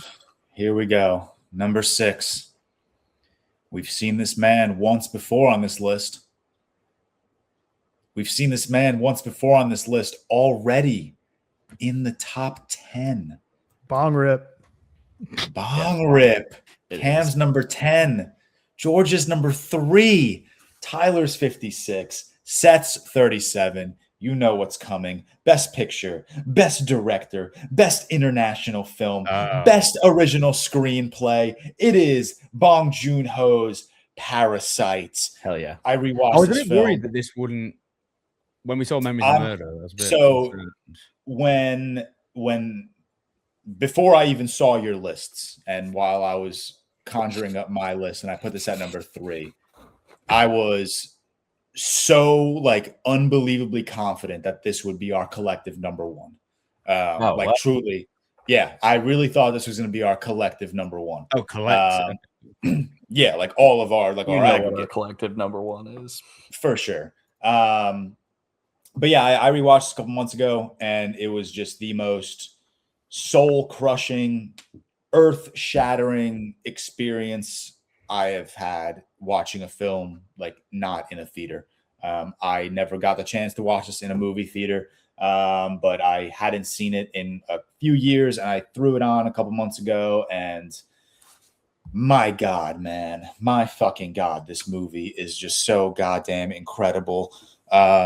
A tonal masterpiece. It goes from slapstick comedy to the most soul-crushing shit you'll ever see. And one of my favorite final like 5-10 minutes in film ever. Just like the narration, his overlay narration of how he's going to save his father from that basement is just demonic, man. Cam, also in your top 10. Yeah, I love Parasite. First time I ever watched this was on Hulu, sitting in like my friend's fraternity dorm room, like when we were there with a bunch of dudes around, just kind of all tuned into this bad boy, and you know it's one of those, obviously subtitles not in English, obviously very loud fraternity house, and just not the proper way to watch it. So I'm glad I've rewatched it since. But yeah, I love this movie. I think it's fantastic. Bong Joon-ho's so good, man. Top 5. Top 5, man. Should we take a breather? Should we? quick hydration break. Oh my Number God. 5. We have not seen these filmmakers quite yet. Oh, I know. Plural. Falling at Cam's number 14, Yep. Seth's number 22, Tyler's number 34, and George's number 30. I'm saying these because they are the Coen brothers. Oh, No cool. Country. Wow, 5. 5. No Country for Old Men. I really didn't expect that to be this high. I'm very happy about it, though. Yep, this is like Cam. with when Tyler said about Prisoners, this is like the film that got me into film when I was much younger. Yeah, one of the, for me, quintessential 2000s films that I just remember watching like as early as The Dark Knight and just being so like wow, that's a film. Yeah, Cam, you're the highest on it, number 14. Yeah, as another one I scratched off on that poster and was like, wow, and watched it and was just, in awe of how great it was. It's definitely, obviously, it's my highest rated Coen Brothers movie. I think it's fantastic. I think Javier Bardem, Anton Chigurh is probably one of the top 5 villains of all time. Not a hot take by any means, but it's just such a it's such a fun time and a fun look into the Western, movie genre. And I just really enjoy it, and God, it keeps you on the edge of your seat. Yep, completely agree. Absolutely love it. Guys. I'm not going to spoil anything, but I have 3 in mind for the 3 movies of the Final 4, but I can't think of the 4th one. I have 2 in mind. I'm sure I'll be like, oh, how am I not thinking about it? But I have 3 in mind. What's number 4? I think I have. Don't worry, guys. We're gonna reveal all 4 of them within the next 15 minutes. Perfect. Number 4, though. Number 4. We're here. We've seen this man. We've seen this filmmaker. Yeah. Believe it or not, 4 times already. Yeah. I know what this is. You know what it is, man. You know what it is. It's Cam's number 60. My bad. Seth's number 16. Tyler's number 8. George's number 13. Best picture. Best director. Best actor. Best supporting actor. Christopher Nolan's Oppenheimer. Seth, we'll start with you. This is your number 1 Nolan. Yeah, I said this on the podcast recently. It's the most I've ever seen a film in cinemas. I think it's undeniable. I think it's remarkable in every way, from a moral standpoint, from a spectacle standpoint. I think it's by far the most mature in terms of Nolan's scripts as well. I think Cillian Murphy is undeniable. His performance is one of the best ever. Maybe even should be higher than 16 for me. I think about it that highly. 4 is incredible. Very, very happy with it. Amazing film. Love it so much. Tyler, your top 10? Yeah, I mean, it's my favorite Nolan. It goes back and forth between that and Tenet, but I mean, his last 2 are my favorite 2. We have another one coming out in a couple of weeks. Can't see what he does to try and top this, but cleaned up at the Oscars, deservedly so. Cleaned up at the ReelTok Awards as well. Just a masterpiece. Makes 3 hours completely fly by. Ludwig Göransson, masterful score. Everything about this movie is a masterpiece. It's like the most productive score ever, by the way. It's so good, man. It's so good. I think that might be one of the things I'm most excited for about the Odyssey is the score. Just the fact that they gave you a 4-minute, not teaser trailer necessarily, but look behind at just the score itself of Ludwig making that score. So I think that might be what I'm most anticipated in the Odyssey. Mm-hmm. He's so good, Ludwig. All right. Well, number 3, and if I'm not mistaken, I believe number 3. I think this is the film you're all maybe forgetting about, because I think you might know what our top 2 is. Mm-hmm. But number 3, you guys might be forgetting about this one. And we've seen this man on this ranking. Oh, wait, no. I believe once before. Once George, before. Let me ask you a question, George. Did this release in 2003? I think so. But it doesn't, you don't have to. Okay. I don't have it off rip, but yes, I think so. I think I know what this is. I know what this is. Well, anyways, it's Cam's 13 and Seth's 13. Yeah. Whoa! Hey, there we go. Let's do funny. Tyler's 32 and George's 33. Most satisfying. It is from 03. It is Park Chan-wook. It is Old Boy. That's the one. Yeah. And we don't even have to say our thoughts because patrons are going to hear a full review of this next Saturday. So yes, they are. You want to hear a review? We might like it. We might like this. It might be a positive review. George, why do you have like a DVD coverage? I don't know, man. Stop. Why didn't you do the Spike Lee movie? Arrives with the Quentin Tarantino seal of approval is an incredible pull quote to have on a DVD cover. That's so funny. That's so funny. Man, all right, guys. Waves did Quentin Tarantino have back then? How much movie? Well, we know the 1 and 2. We just don't know which. We know, but do we know the order? Do we know the order? I think I know the order. I think I do. I have hey guys. Yes, and I think it's different than what I originally thought. I think find out. Will be 2. You're gonna find out right now. Number 2. My goodness, this film. My goodness, this film. Ooh, this movie. May the hand of God be my witness. Yeah. The 6th time Denis Villeneuve is on this ranking. Cam's number 4, George's number 2, Seth's number 32, and Tyler's number 50. It is Dune Part 2. Ooh, what a movie. I can't believe this is the 2.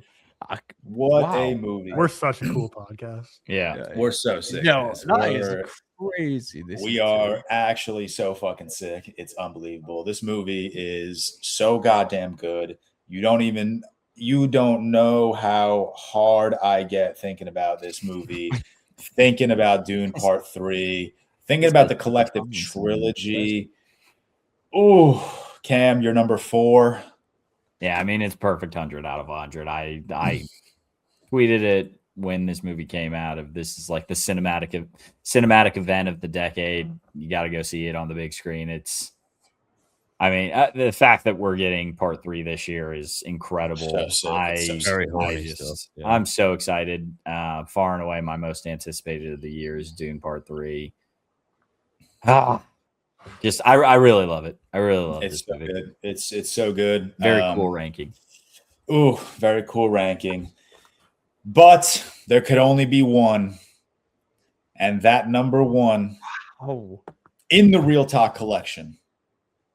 1 ReelTok Best Picture of the year, I believe. Our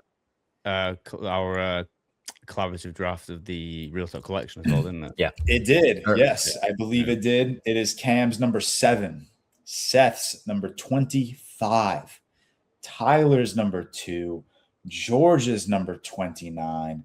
It is, of course, it is Charlotte Wells's After Sun.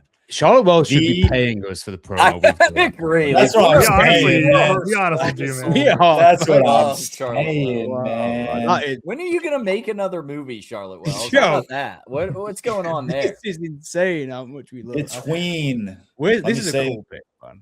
Between all 4 of our top hundreds, there were 281 unique films. Wow. After Sun lands at the number 1 spot. Wow. Tyler, you're number 2. Incredible. Yep. I mean, what is there left to say? I mean, this movie splashed on the scene in a major way when it came out and people loved it. But I agree to your point. Like, people still talk about After Sun, but I think we keep this movie more than anyone else. We not as much as us. We keep this movie in the populace and in the public sphere more than anyone else. We are doing our work to support After Sun, and we will be invited to the premiere of Charlotte Wells' next movie. If not, well, that's crazy. Yeah. I hope, man. I hope. But next there movie it is a biopic. Going from this to a biopic of Debbie. Let's recap. Let's recap. We're going to go through every slide again. Yes. We're going to run it back. First and foremost, we just talked about it, but congratulations to After Sun, the best movie of the 21st century, according to the ReelTok Podcast. Some top 100 stats I found interesting. First and foremost, Get Fucked 2012, the only year that does not appear in our top 100. I thought 2012 was kind of mid. The world was ending. It wasn't time for movies. True, yeah, 16 movies appeared in our top 100, and all 4 of our top 100. I believe, Tyler, you guessed 8. Seth guessed 6 when I texted you. Yeah. Cam, I don't believe, responded to that text. Thank you. All 10 like of our top 10. 99.9% sure you didn't fucking text me. No, I said in our group chat. Oh, well, I was busy, man. I had a busy week. But 16, I agree with. I mean, I think initially Seth and Tyler both said, I don't think it's going to be a lot. I would have guessed sub 10 as well. So 16, definitely more than I expected. 74 unique filmmakers. That is very, very incredible. Congratulations to our most awarded directors. Denis at 6, Nolan at 5. And then we had a handful with 3 films. Richard Peter Jackson's Linklater. kind of cheating. I can't lie. Peter Jackson, a little cheating, but still 3 films. Paul Thomas Anderson, Damien Chazelle, and Richard Linklater. Incredible. These are our most awarded years. 2019 coming out on top with 8 entries in our top 100. Shout out Bong Joon-ho. There were 2 filmmakers that had 2 movies in our top 10. Bong Joon-ho is one of those filmmakers. And of course, the MVP of the day, Denis Villeneuve, 6 films in the top 100, 2 in the top 10. That is it. That wraps up Real Talk episode 200. Comment down below if you made it to the very end. What is your favorite film of the 21st century? Do you think we cooked with our ranking? Do you think we maybe didn't cook with our ranking? What did we miss? Shout out the 3 of you guys. I love you guys. Genuinely, we're going to celebrate 4 years in a couple of weeks, which is just fucking insane when you think about just the major life milestones that we've gone through while being on this podcast. You guys have been a big part of my life. And I love you guys. I can't wait for our next quad meetup, and I can't wait for our 4-year special, whatever we have in store. But that'll wrap up Real Talk episode 200. We will see everyone on Wednesday for an episode. I don't know, Tyler. What do we do on Wednesday? This week we got Q&A, and we got we're playing Pointless, a British game Pointless. show. Right, yeah. Pointless. Fantastic. But that's it. Real Talk 200. Thank you. Shout out George in the comments as well. Give George. What was the final slide count again, George? The final slide count. Can I X out of this? It's fine, but. And last time you did Google Slides, Cam 338. 3, and we did was send in our top 100 in a sheet or whatever. George did every single slide here, so shout out George in the comments. Thank you, Cam. How do you do with Google Sheets? You roasted him last time. I don't remember that, but I'm sure I did. Remember it was in the Real Talk Awards clip. Yeah, it was the Real Talk Awards. When you're like, what's gonna happen when you enter down? You're screwing it. Oh yeah, now I remember. Yeah, he did much better. Good job, George. We're all very thanks, proud. man. Yeah, appreciate it. Thanks, guys. Yeah. What 3 hours? Over 3 hours. Our first 3 hours. Guys, movies are cool. Movies are really cool. Movies are sick. I'm glad movies brought us together, because there's a lot of I scroll TikTok, and there's a lot of niches that people have that I find funny and get a lot more clicks on. Last night I was scrolling TikTok and saw someone singing some sort of Riz Goon version of How to Save a Life by The Fray. And frankly, I'm glad movies are our niche, and I'm glad that's instead of remaking famous songs as Goon, even though I find them funny. I really like movies. Really like movies. Well, 3 hours, only fitting for our 200th episode. Peace out, and we'll see you all on Wednesday. Peace.